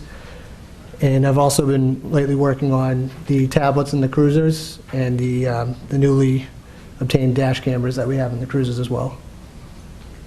Excellent. Excellent. Mary. Sure. I'm going to thank you, and thank you for applying for this. I'm going to ask you to give us a couple examples of situations you've encountered. The first one would be an example during your career where you've demonstrated initiative. Sure. Well, I spoke about the computer things I work on with the tablets and the cameras. Once the deputy chief obtained his position, I did let him know that the IT aspect is something I really am interested in. He was gracious enough to help me out and kind of guide me to that CJIS position where I've gone to some trainings at the CJIS headquarters in Chelsea. I've also been able to work on the tablets and the cameras, and I would really like to, hopefully in the future, maybe attend further training to deal with the computer aspect, not only in-house, but as in terms of crimes. Mm-hmm. Thank you. And my second question is, you've probably encountered a lot of difficult situations in your career, and I guess I'm wondering if there's one that maybe stands out as what made it difficult, and how did you deal with it? Coming to mind is I served as the union vice president. I believe I may have mentioned it in a previous interview, but I served as the union vice president for 2 years. And during that time, we did have a shooting, and it's not something that really, fortunately, happens very often around here. So it was a stressful time. It happened around 2 or 3 in the morning when I got a phone call. And as the vice president, I wanted to make sure I was there to help out and do what I could. But there really wasn't a template set up for this because it really hasn't happened in probably decades. But in doing so, I made sure I knew I had to make a decision, and I went forward with it and made sure that the people that counted on me and needed me, that I was there for them and to help them the best I could. Thank you very much. Thank you for coming and being here tonight and putting yourself out and putting yourself in a position to seek this position as sergeant. take note of the fact that you served not only as an officer, but also your fellow officers as a union representative, and I appreciate that. Thank you. Very important as well, I'm sure. One of the questions I was going to have, I'm going to ask a little differently, only because I picked up on your answer about the IT. Is there something you see based on your expertise or your interest in IT, that something that you might be able to bring to the police department in the future in terms of better service to the community and also better law enforcement? I found while doing this type of work, the town IT department is amazing to work with. They're so helpful.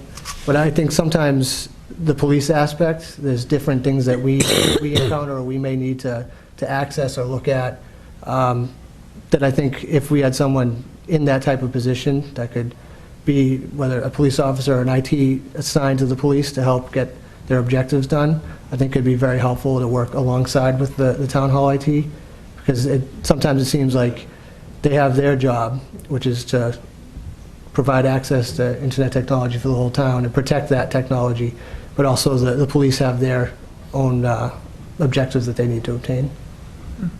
Thank you.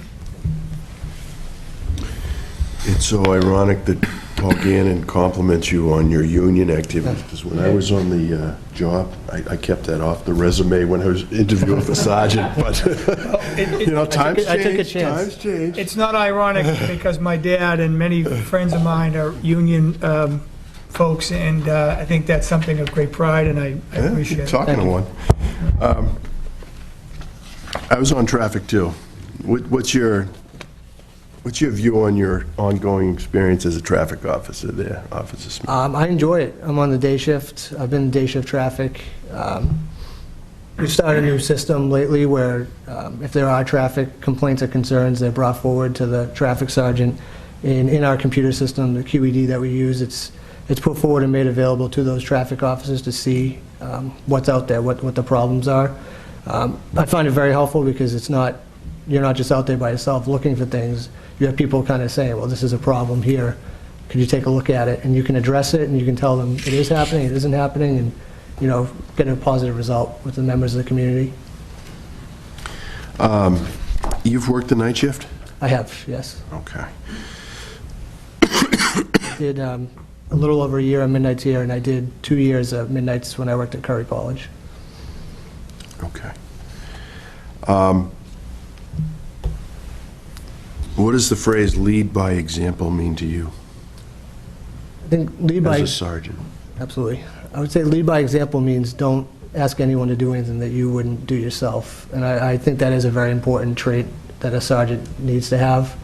I don't think you have any accountability or respect if you continuously or anytime ask someone to do something that you wouldn't do yourself. Do you think that that's a standard that every member of the organization should impose upon himself or herself? Absolutely. Okay. Are there any questions that you have of us? No, I just would like to really thank you for this opportunity. I hopefully that I've shown through my resume and my experience and with this interview that when given the opportunity to be a sergeant, I will, to the best of my ability, do it for this town and for the department. I'd like to thank you very much for stepping forward and continuing to show an active interest. I see your career as a bright one here. Thank you very much. I appreciate that. Thank you. Thank you again. Thank you, sir. Whoops. Thank you again. Nice to see you. Thank you. Good job. Thank you. Father, was you in there? Yeah. Not a place, that's good. No, but Comes with the territory. yeah, sure. That's you. I don't know where you went. Yeah. It was falling over the chairs there.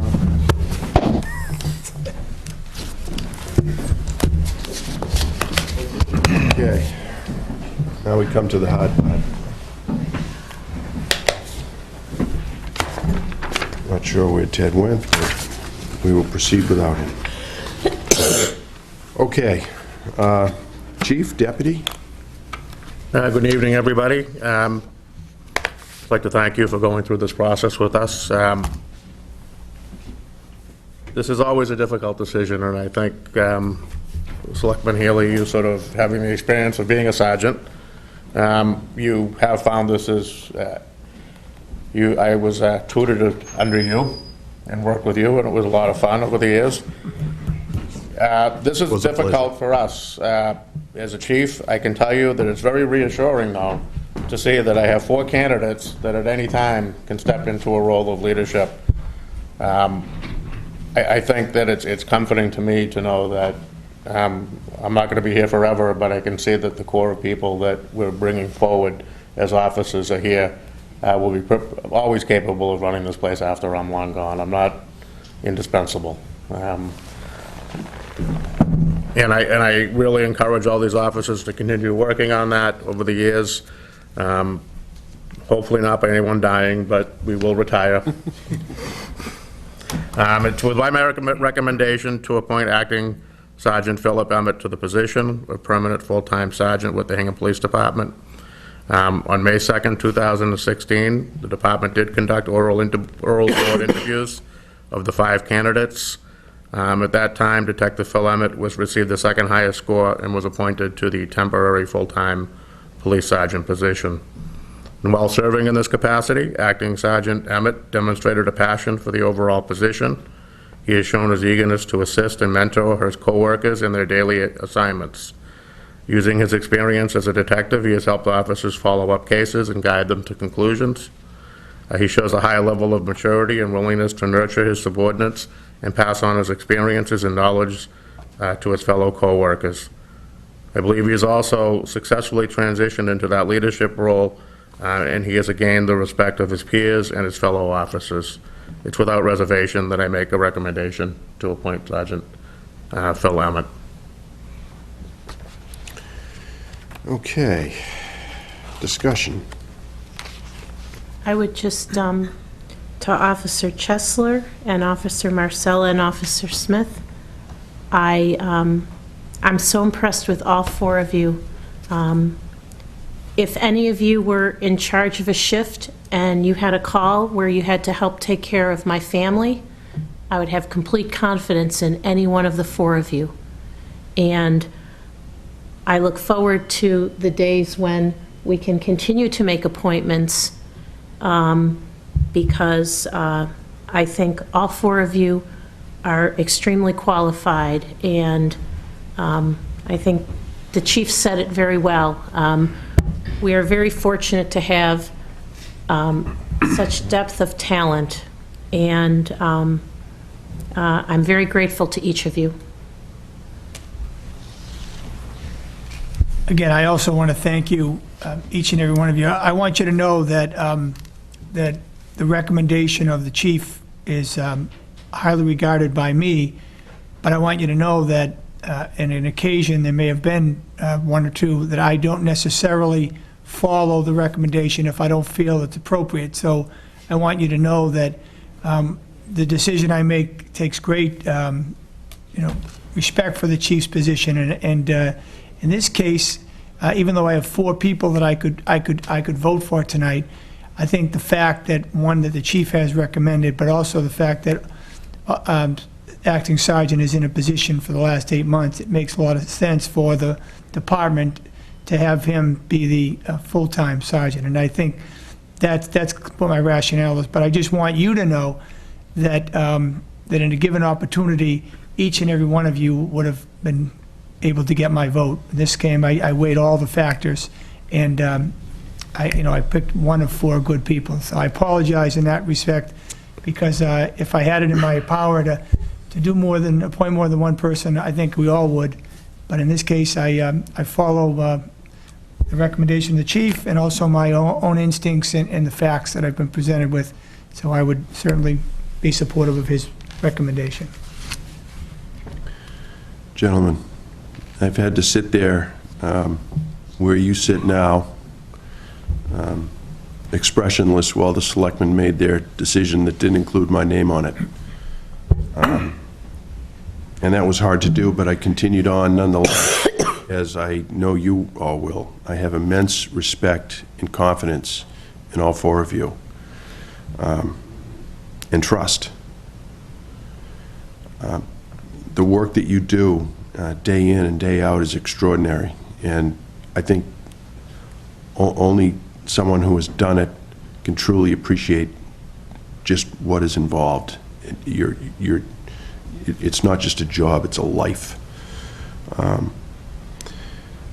And I'm glad that you're stepping forward, and I'm glad that you want to be promoted, because it shows to me, you know, a commitment to the mission of police work, and to improve yourself. And the reality is that there's one position, 4 of you for it. Chief Olson, who once worked for me when I was a sergeant, said it succinctly. It's a difficult position. Quite frankly, I held Sergeant Emmott to a bit higher standard than the 3 of you, because he was actually appointed to it, and if there was even the slightest suggestion that he wasn't doing the job, the outcome might be considerably different than it is tonight. But having said that, Sergeant Emmott has done the job, and he's a colleague of yours and a co-worker, and no doubt a friend. So with that, I hope that you will congratulate him when we move to appoint Philip Emmott to the position of Permanent Sergeant for the town of Hingham. Do I have a motion? I'll make a motion that the Board of Selectmen, while acting in the capacity of appointing authority for the town of Hingham, extends to Philip Emmett a conditional offer of employment as a permanent police sergeant for the town of Hingham. This offer is contingent upon the successful passing of all required medical and psychological screening examinations and all other requirements related to, but not necessarily limited to, the following: successful passing of the required medical examination, successful passing of the required physical abilities test, successful passing of the required psychological screening process, successful passing of all other requirements for entry into the police academy. Entering into, I think you got that. I think you're done. No, he's already passed. Entering into a satisfactory agreement with the town of Hingham relative to payment of the $2,500 recruit training fee. Is this boilerplate for a recruit? That's what we're... Okay? I don't know if we needed to do D, E, and F, but anyway. Okay. Any and all other requirements as mandated by law or regulation. I'll second the motion. To the extent required. To the extent required. All's in favor? Aye. Congratulations, Sergeant. Congratulations. Thank you all. Congratulations, officers.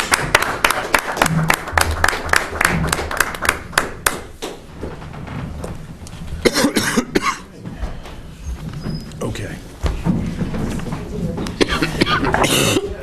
Good night. And if I make it through this night, then we have my American. Okay.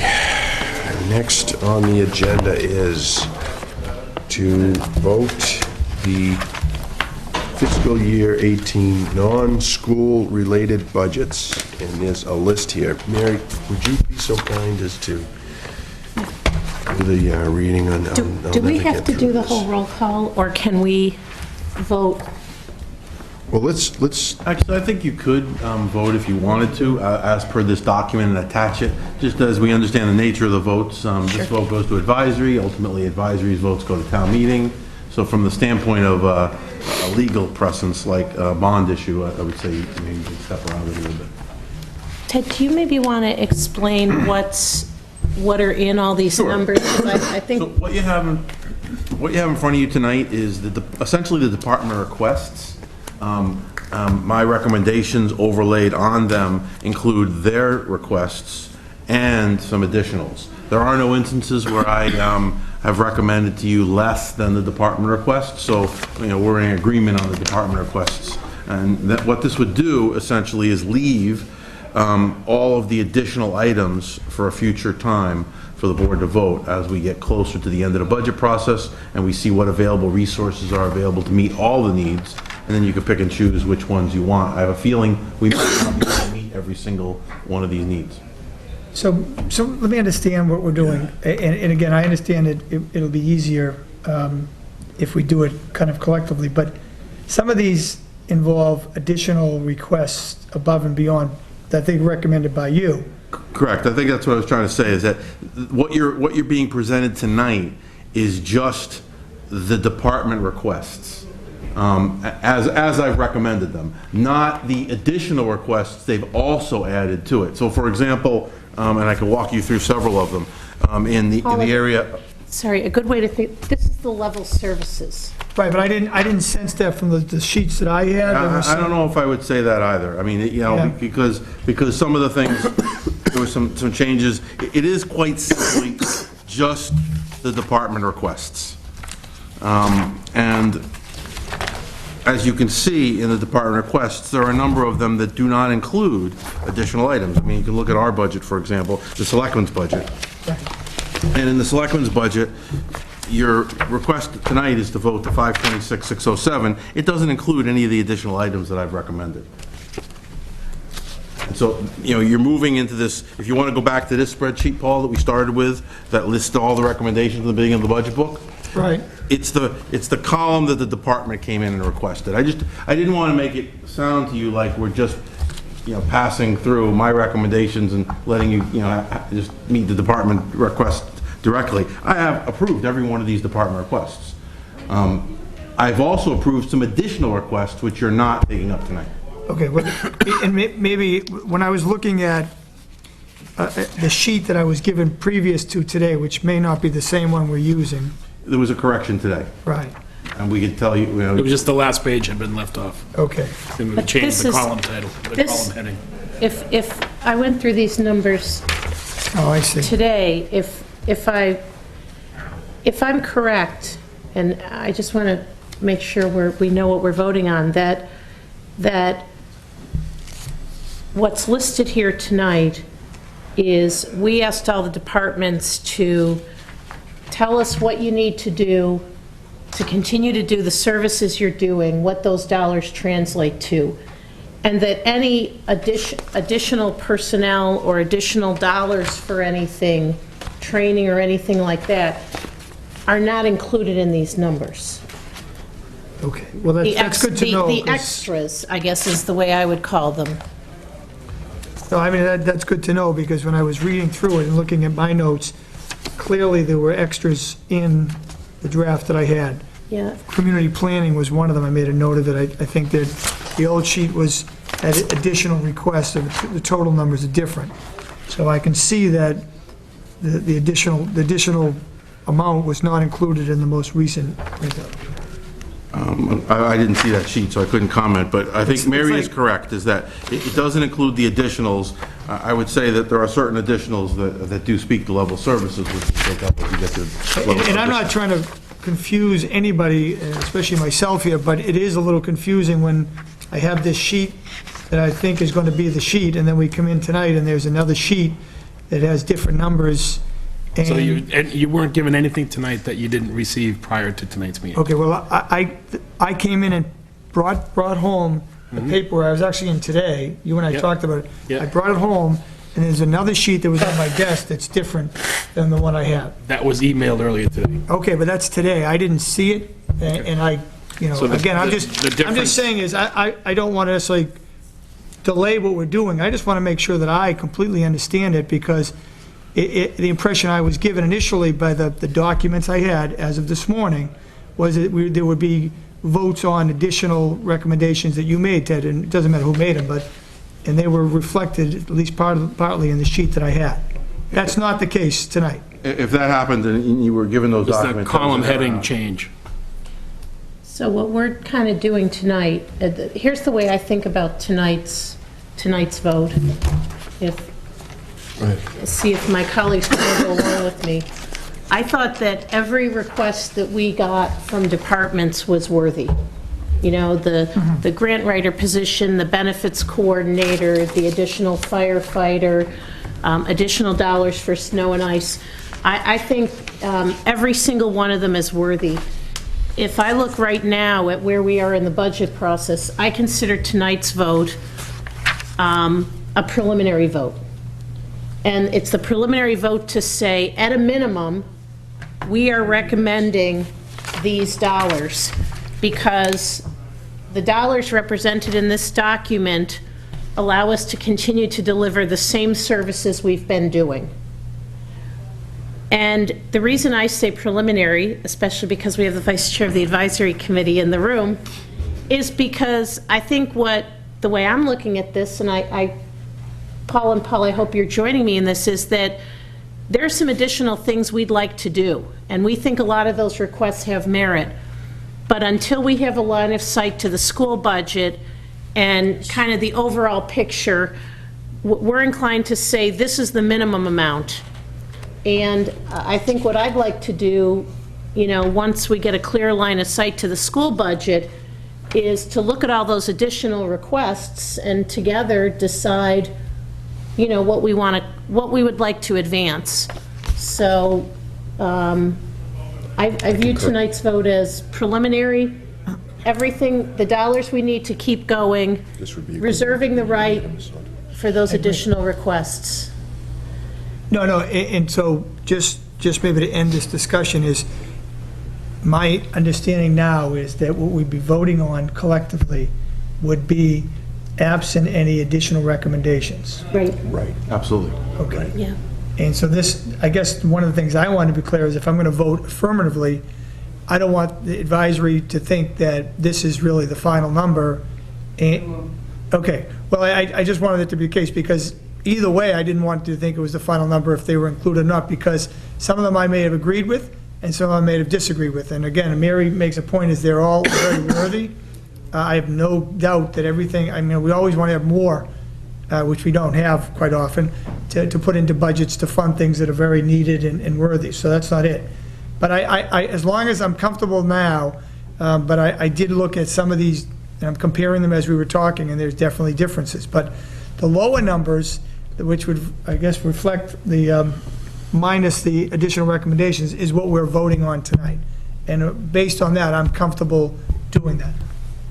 Well done. Let's do it. Okay. So.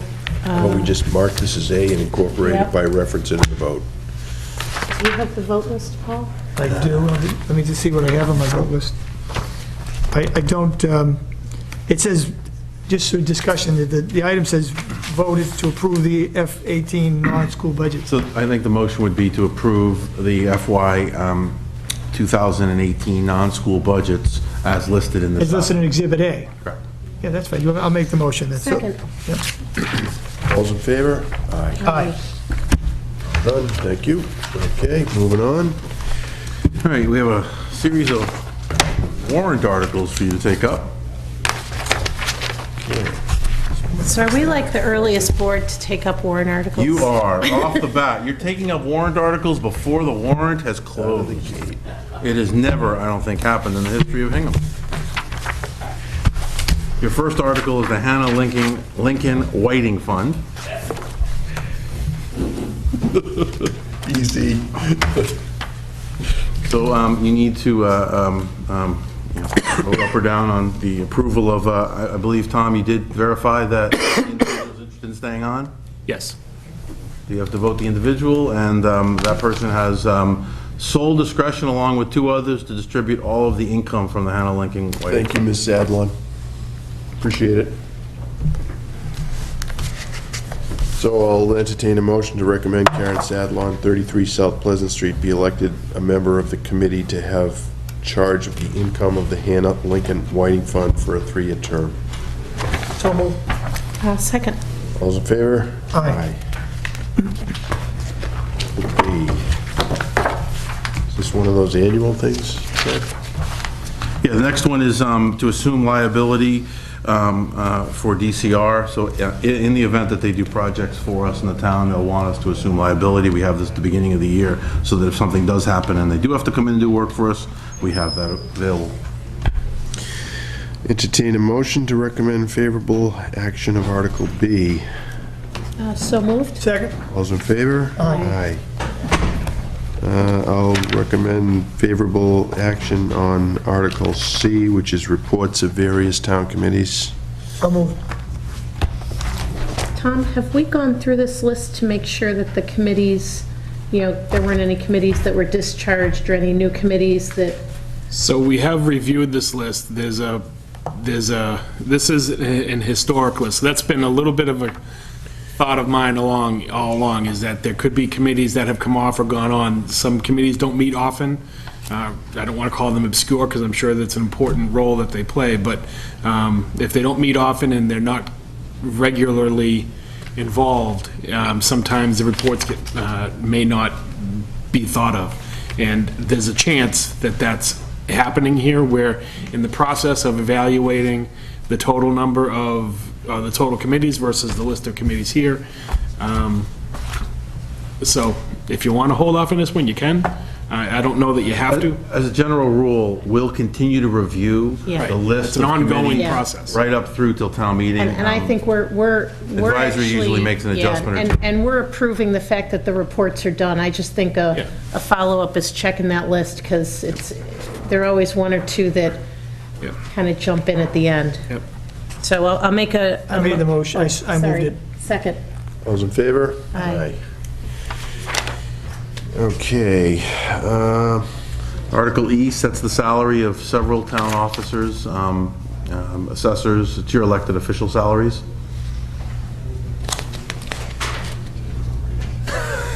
I'll entertain a motion to recommend favorable action of Article E.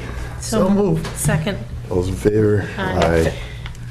Okay, now Article G is a transfer to the stabilization fund, potential from the stabilization fund, and this is relative to the amount of money that we set aside from bond premiums many, many years ago that we received on issuance of tax override debt, and now we are slowly, $178,000 is being returned to the taxpayers through this article.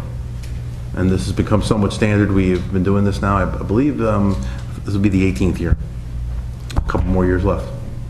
I'll recommend a motion to recommend the town appropriate the sum of $178,836 from the stabilization fund for the purpose of reducing the FY 2018 tax rate. So moved. Second. All those in favor? Aye. And the next article is to transfer the sum of $450,000 from the meals tax stabilization fund for the purpose of reducing the 2018 tax rate. And this is relative to the plan adopted about 4 or 5 years ago to use the money for the meals tax that came in before we began allocating it within the operating budget for reducing the debt of the middle school project.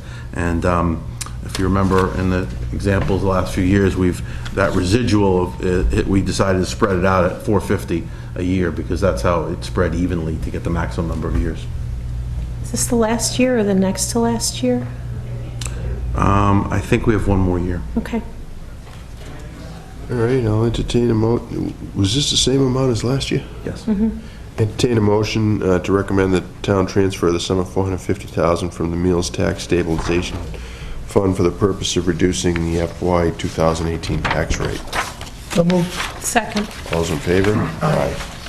Your next article is disbursement of electric light department receipts. It's an article required every year. Basically, you're authorizing the light plant to conduct business by collecting money and then spending it on the activities they need. In addition, you're accepting $500,000, which is essentially there in lieu of tax payment. Entertain favorable action on Article I. So moved. Second. In favor? Aye. Article J is the Building Department Revolving Fund. You have two of these articles, building and for elder services. This allows the Building Department to maintain activity outside of their budget. They collect money for fees relative to inspections, and then they use those monies to pay for the inspectors to do those works. The requirement of the law is that we provide the town meeting with the amount of money that was collected in total for the last year. The amount of money that was spent indicates $201,834 was collected, $185,085 was spent, and then also for the 6-month period ended December 31st, 2016, $127,801 was collected and $89,146 was spent. The balance of the fund, fairly substantial at $550,000 as of June 16th, and you're authorizing that the fund cannot collect more than $250,000 or spend more than $250,000 in any given year. And that's what you're doing in this article. It's something we do every single year. Recommend favorable action of Article J. So moved. Second. Those in favor? Aye. And then you have the Department of Elder Services, very similar. This allows them to run their activities, that they run a variety of programs within that department.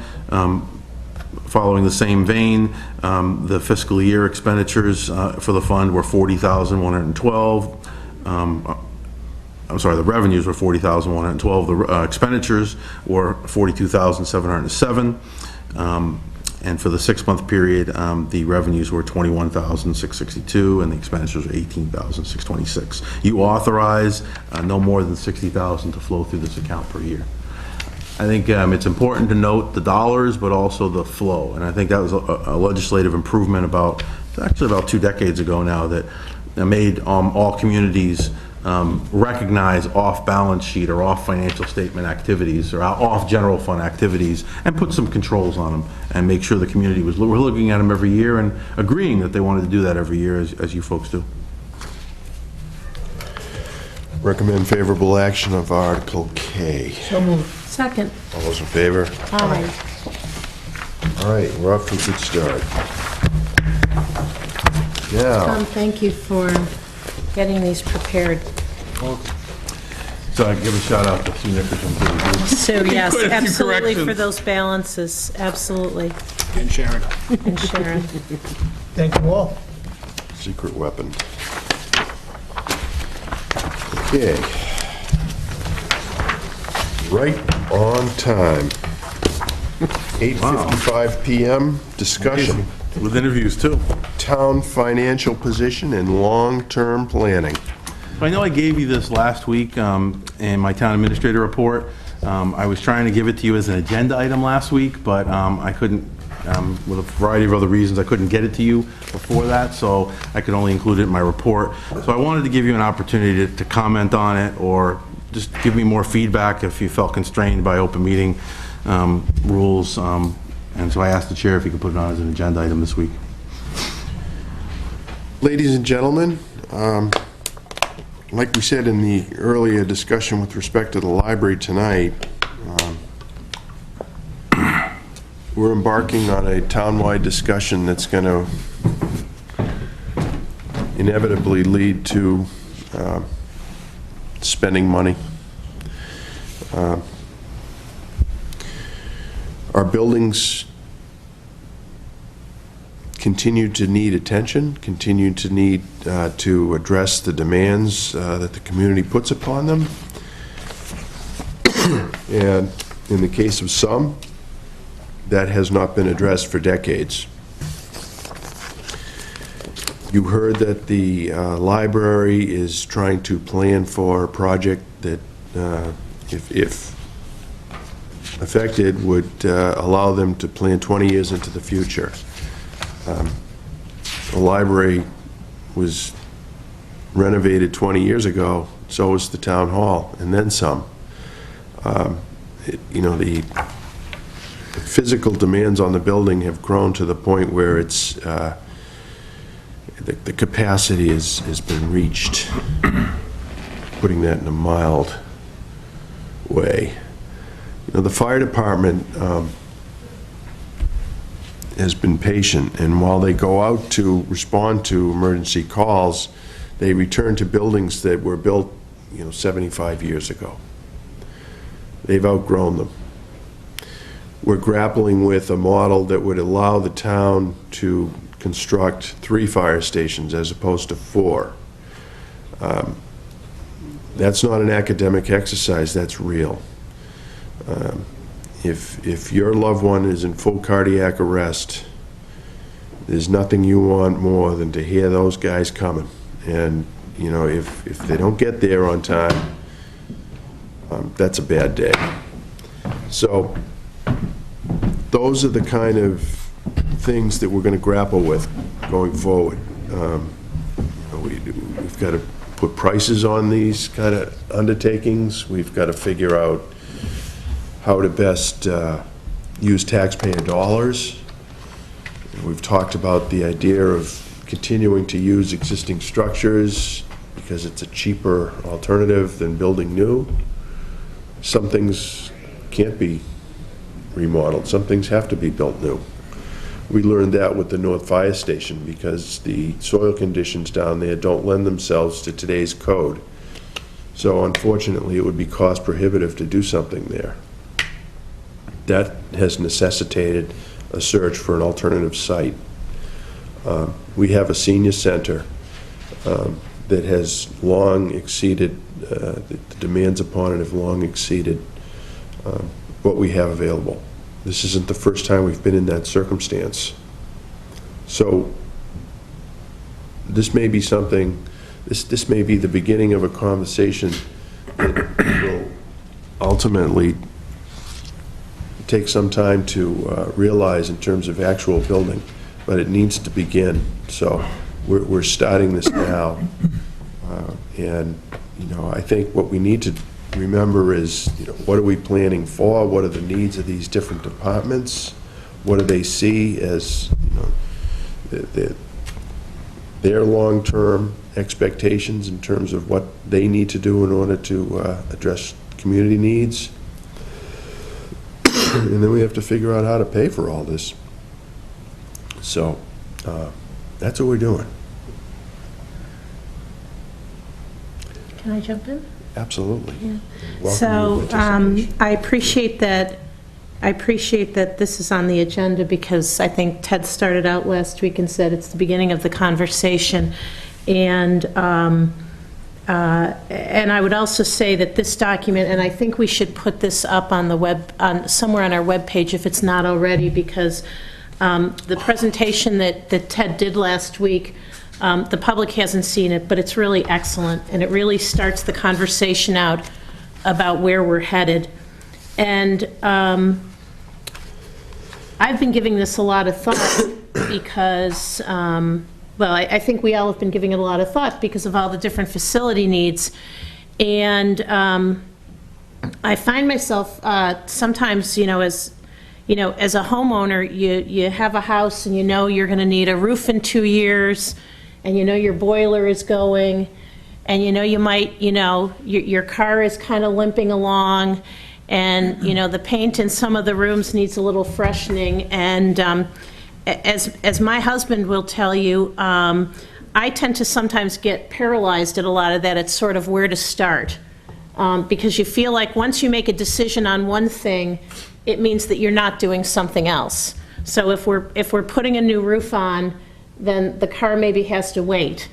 And I think for me, that's where I've been kind of grappling with some of this is where do you start? And I think compounded in the municipal world, I think what I've gotten an appreciation for is there are a lot of dependencies here, or a lot of things where a decision in one place impacts another. So, for example, the country club, early stages of a pool, a building. Is there opportunity in that building to perhaps build some space that could be housed by recreation? Maybe, maybe not. And that's just one example, but different dependencies. If the library were to go through and we had a lot of extra meeting rooms, does that influence anything? I think about the concept for the new location for the North Fire Station is over in Bear Cove Park, which would require displacing the school bus depot and associated buildings. How do we solve for that? And if we're constrained on space here in Town Hall, we have some school activities here. So there's just a lot of interdependencies, and I think what I'm finding is that the more I think about it, it's kind of hard to know where to start. I'm aware that when we go to town meeting this year, there are going to be different warrant articles on some of these projects. So there could be one for the library, proceed with a grant, a CPC project for the country club, and perhaps some other things. And I've been trying to anticipate questions that taxpayers might ask. How are you going to do all these things?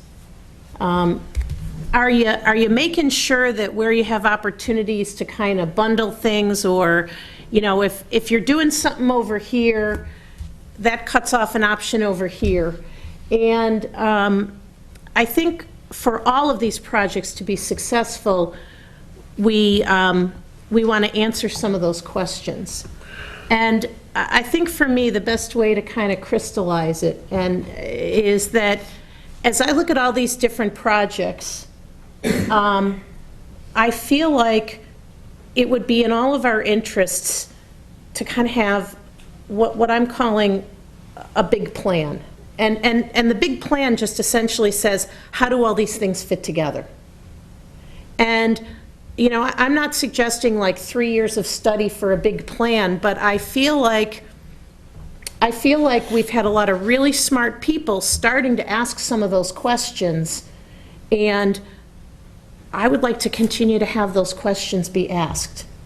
And I'm thinking that, you know, is there some value, for example, in, and it's also important to me that everybody has a seat at the table, right? Because everybody's got different needs. And I think, again, a lot of great work's been done to identify those individual needs, but I want to bring them all together, and as we're having conversations about where we're going with facilities, I'd rather have a conversation with lots of people at the table than individual conversations. And I guess what and so as I'm thinking about this, and I'm hearing the concept kind of, you know, maybe there will be some warrant articles for some seed money for some of this. I guess what I would advocate for is some seed money that would be devoted to kind of the big plan, to kind of lay out where are we headed with this. And again, it's not going to get so granular that says, in this year we're going to do this, and in this year we're going to do that, but how do all these projects kind of fit together? Because I think in that way we're showing the taxpayer that we're optimizing resources and that we're using their tax dollars wisely. And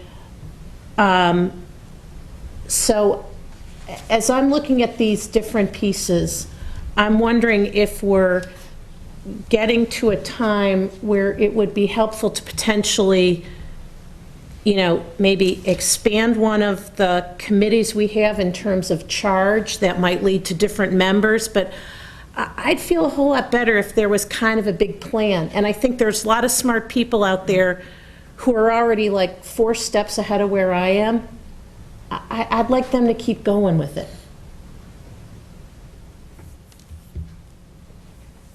I'm not really going to add anything. I mean, I think points were made. I look forward to continuing the dialogue and answering some of these questions. You know, I mean, thank you for bringing up the issues on the agenda. It's obviously an ongoing process. So. I actually agree with what you've said here, because, you know, I listened to Jay McGrail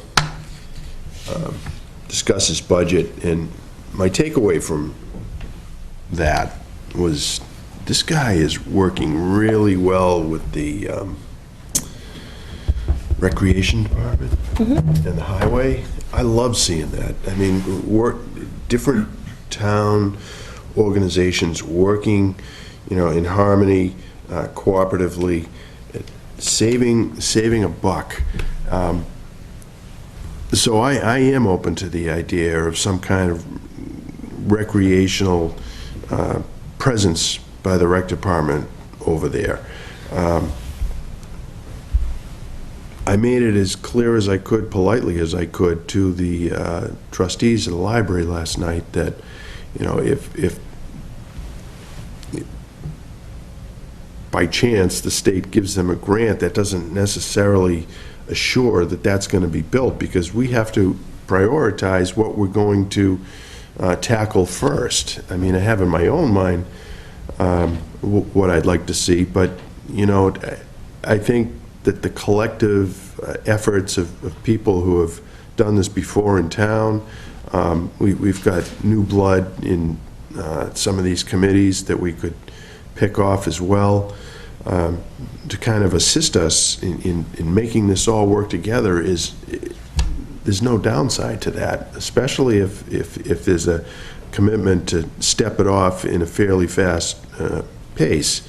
I mean, we know that the town hall is overworked right now. We don't need a committee to tell us that, but, you know, how to synchronize it with the other projects that we're thinking about. That's where I'm going, is the synchronizing, and, you know, again, I'm kind of envisioning that, you know, who needs to have a seat at the table, so that if, as the country club is going and pursuing what it's doing, that there's a mechanism, and I think this should be a public public process, because at the end of the day, no matter what we're asking for, it's going to cost a lot of money. Clearly. And so I think really, but to almost say, okay, you know, here's the direction you're going, but have you ever thought about this? And, you know, if you do it this way, it might help us solve a problem over here.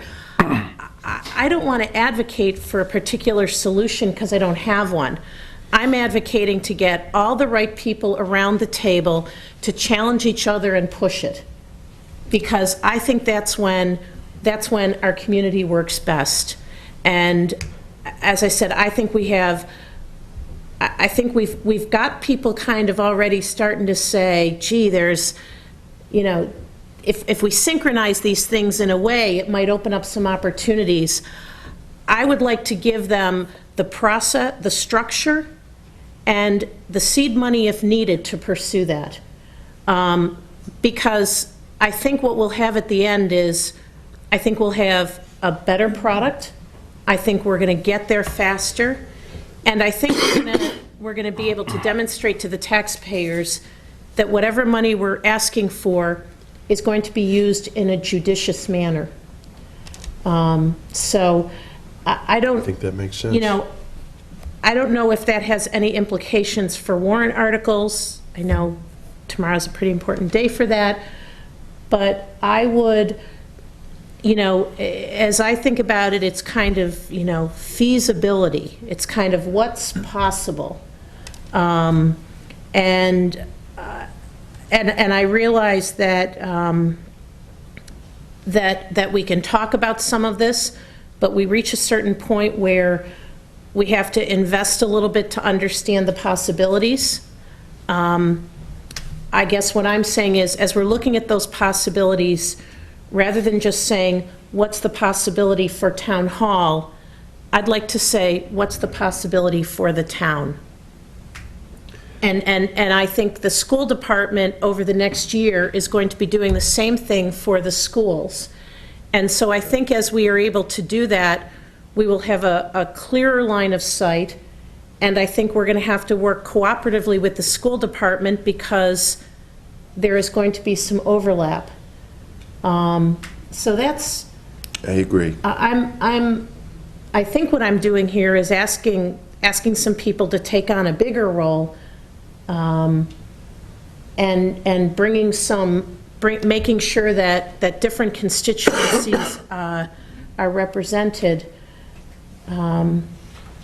You know, I got a letter, I'll just throw it out there, but I think we all got a letter a couple months ago from a citizen who was talking about, you know, Sanborn Auditorium. And I'm just using this as an example, but, you know, it was a citizen who reminded me of the great tradition in Sanborn Auditorium, how it's used. She was saying, gee, we've done some things, but her point was, in particular, the seats were in kind of bad condition.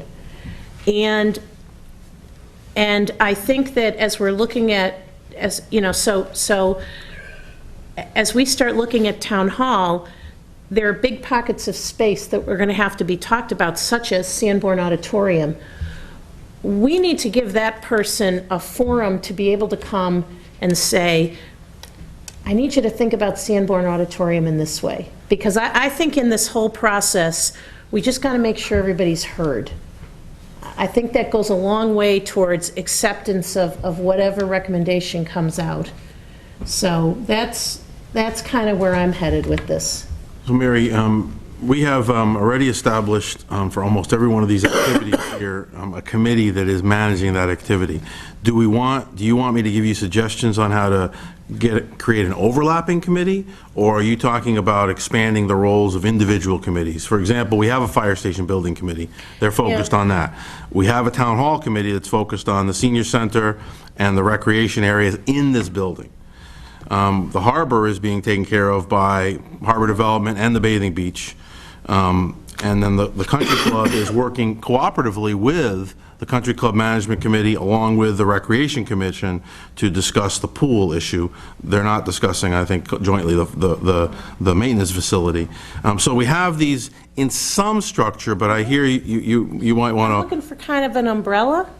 Are we talking going back to a permanent building committee? No, I don't. I mean, the initial thought that comes to my mind, but again, I'm kind of just... So I can give you some suggestions, because we've actually been through this before. This is not the first time we've done this. Actually, we're sitting in the first, I think probably real building that the town of Hingham did, where it had to do exactly what you said. It had to mesh a whole bunch of disciplines. It had to go to the senior center and say, no, you guys aren't going to be independent all by yourself over there. Had to go to the light board. No, you guys aren't going to be independent all over there. The police department, the school department. I'm still to this day amazed, and my colleagues in this industry are regularly amazed that the town was able to accomplish that, bringing them all in, and no less take it away from a school resource, which is a school. And school departments very rarely in this region give away their assets. So it all worked together, and I think you're probably seeing something like that occur, and it usually comes out of one of the activities of those building committees, and I would encourage you to start to look at those committees and try to expand them to meet those needs that you're looking for. I'm wondering, because I think some of these are kind of I mean, the fire stations to me are a little bit standalone, notwithstanding the school issue. I think the harbor is kind of a standalone, but if I look at all these others, there's different possibilities that you can kind of matrix in different ways. And so to me, and again, I'm kind of continuing the conversation, but by no means am I trying to define a specific direction. But, you know, one thing I wonder about is the Town Hall Study Committee. Do we just take the word hall out of there? Town Hall Facility Study Committee, and say, this is the town, because if you think about this building, right, it touches a lot of departments, but what if we took what if that committee included somebody from recreation, because they are going to be affected by what's happening? Maybe you have somebody from the country club. Again, I don't know the exact construct of it, but I think what I'm looking for is some kind of like an umbrella committee that helps synchronize the work, make sure that there are opportunities within specific projects that they're being examined, and that there's an awareness of what's going on, so that we don't have a situation, for example, where the Town Hall Study Committee says, you know, the Recreation Department, you know, we think it's best that the Recreation Department give up some of its space here in Town Hall, and the Country Club says, well, we've already done our plans, and we can't accommodate. I just feel like we're all at a point where we're just starting, looking at possibilities. I want a public process that's a vehicle where we can talk to each other. And again, I'm not sure of the exact way to do it, but I can certainly have some suggestions for you at your next meeting, a couple of different options, and I would say that some of these, as you identified, are already discrete. I mean, I think we can leave the fire station committee intact as it is, because it's focusing on a very specific mission.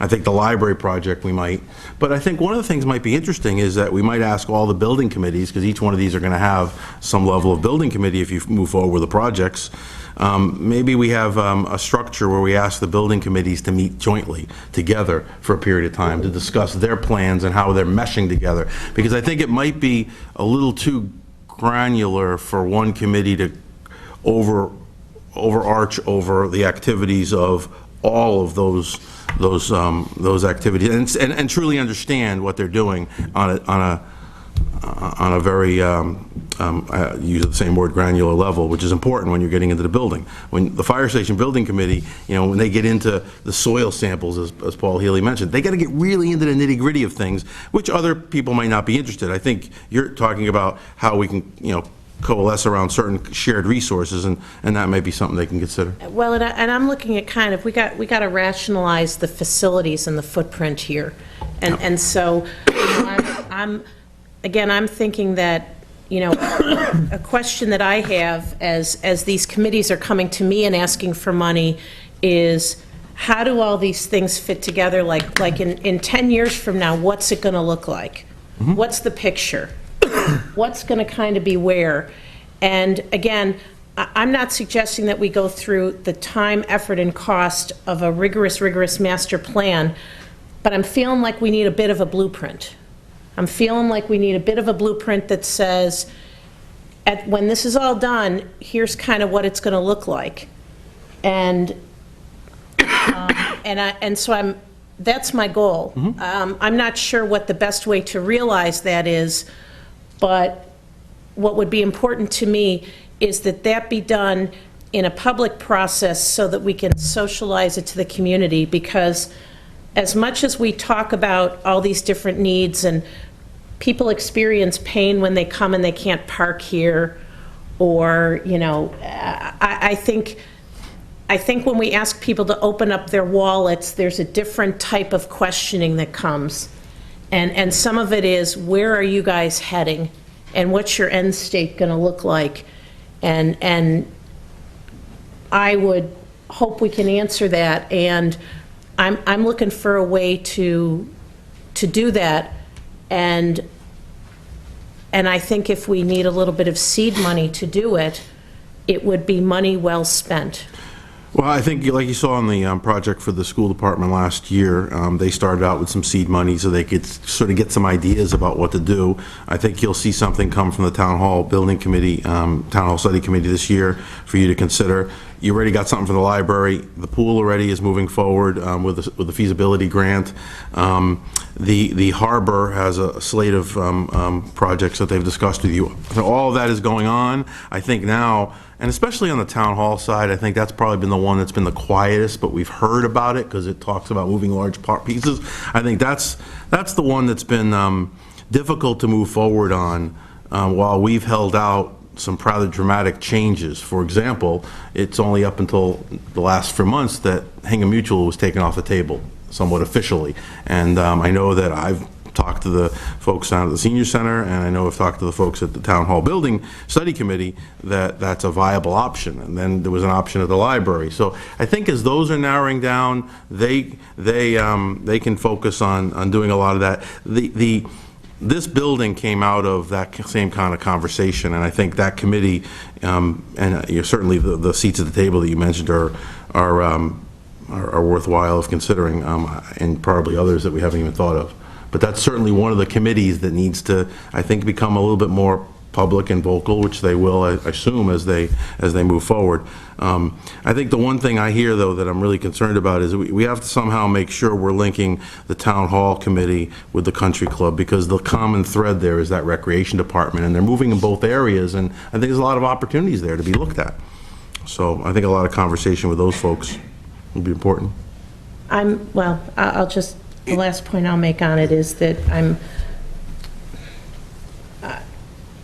I think that all these individual efforts on their own are very worthy. I think that there needs to be some, I think that we need to connect them in some way. And I think if we go towards town meeting with these individual projects, we sort of look like we're in silos. And I think what I'm trying to express is some uneasiness about this approach. And I think what I'm trying to do is to kind of brainstorm a little bit on some ways to overcome that uneasiness without, I don't want to bog things down. I don't want to have committees on top of committees. But I'm a little uneasy, so. But it's funny you mentioned 230 Beale Street, Ted, because, we had one reality replaced with another. We've got, what do we have? 200 units, Avalon. 190 units at Avalon and 220 units at Alliance. And then we have 80 with Perry on the other end of the shipyard. So, ladies and gentlemen, we have 500 more units of housing, but potentially at least 300. So, to say that no children are going to be added to the existing school system it's just not realistic. And, when the school department made its presentation for a new middle school, it did a lot of spade work and had to persuade a skeptical public about the need for a new school as opposed to renovating an old one and the pros and cons. I think we're going to be called upon to answer all kinds of questions with respect to the demands on the existing town hall and why we need this and why we need that. I don't even know what the fire station proposal is going to be in the face of this added population growth. Is it going to be enough? Do we need 2 ladders in this town? Do we need to bookend the town with ladders? I have questions, and I'm not a fire guy, but common sense says that these are good questions to have addressed, as part of the planning process for the size of the station. And I don't mind building a fire station, but I'd like to be able to build one that's going to last at least a half a century. I don't think that's unreasonable under the circumstances. I see the guy in the back room nodding his head with me, so I know I'm not too far off the money. We built one that lasted 75 years before. What I want to do is, I guess, just bring you back. The reason I gave you this document, Financial Position and Long-Term Planning, is to do, as Ms. Powers suggested, start the planning process, start the conversation, because what I've heard, at least in my conversations from people over and over again, is how are we going to do all this? How are we possibly going to afford it, and how are we going to do it? And I'm starting to try to give you some structure as to, okay, this is how you could do it, and this is how you could afford it. And begin that conversation. Otherwise, we will just continue to sit here and talk about how do we do it. And so, you started out with the process with the fire department. They've been given seed money. They couldn't have determined that North Station was not rebuildable if you didn't give them the money to do the investigation work to see that. You're going to have to give money to folks to look at this building to see what's possible, along with what you just did, or what you might do with CPC regarding the pool. Again, there's only so much that your board members or committee members can do before they hire professional engineers to begin to tell them what their ideas can actually look like and be and what they cost, and whether they work in these structures. And so I think that's where you are. Right, but what I'm hearing, and I agree with, is I don't want to be pouring money into these different projects that are essentially redundant to the extent that they might be. And I'd like to see, what kind of ideas we can come up with that kind of combines some of these activities and tamp down the amount of money we have to spend on some of this building work to the extent we can. What you're asking, I think what you're asking me to do is what the town's already done. We did this 25 years ago, and I think we'll likely do this again because the town demands it. Again, we're in a building right now that we did exactly what you're saying. The fire department, the police department was not interested in being in town hall. They wanted their own police station, like every other town in the Commonwealth has. The senior center You know, they had to, I think, get brought along to being here. Every other town has their own separate freestanding senior center. The light plant, the school department, all of those things. So I think you're asking for a process that the town's already gone through once, very successfully, because every time I hear anybody talk about this building, they talk about it as an unmitigated success. So I think we got to start that process and add some more things that I'm hearing about it, because there are a couple of other moving parts regarding recreation and the country club. But again, you got to start somewhere. Anything you want to add? Good. Well, I think that's enough for tonight. I'm not feeling good, and we'll think about this and keep talking and try and move forward productively. I don't think we have anything further. Tom, is there anything you'd like to say before we say I'm good, thank you. good night? Nope. Ted? Nothing further, Mr. Chairman. Mary, is there anything you'd like to? I just have one thing. Sure. So I think it's probably a little early for most people in terms of celebrating a holiday such as St. Patrick's Day. But from where I come from, it is not, and there's always planning involved. So I just want to let everybody know that we are going to have I believe the 30th annual St. Patrick's Day South Shore / Hingham SNAP fundraiser at the community center, and it's going to be on March 18th, which is a Saturday night. So I just want to let people know, if you can mark it in your calendars, it's an unbelievably good time to celebrate the holiday and actually to benefit special needs kids. And if you've never been before, please come and join us. Everybody goes home smiling. I happened to see on the social media, I think it was from the Veteran Service Office, that there's a teacher at the high school teaches AP History. Her name is Christine O'Connor, and she has been selected along with a student named Dylan Davis to do a research project on D-Day, and a local unsung hero. It sounds very exciting. I'm very interested in seeing that unfold, and I can't help but think how fortunate Mr. Davis is to have a teacher of that caliber, because, you know, I'm sure like most of you, we all remember teachers that had a profound impact on our life. And I've been over to the Normandy beaches, and it's part of the grant that they received involves a trip over there. And it's quite a place. I think every American should see it at least once. Tomorrow, President Trump is inaugurated. Our work continues here apace. I wish all of you good night. I won't comment further, but the town's in good hands, so good night, everyone. Motion to adjourn. So moved. Second. Aye.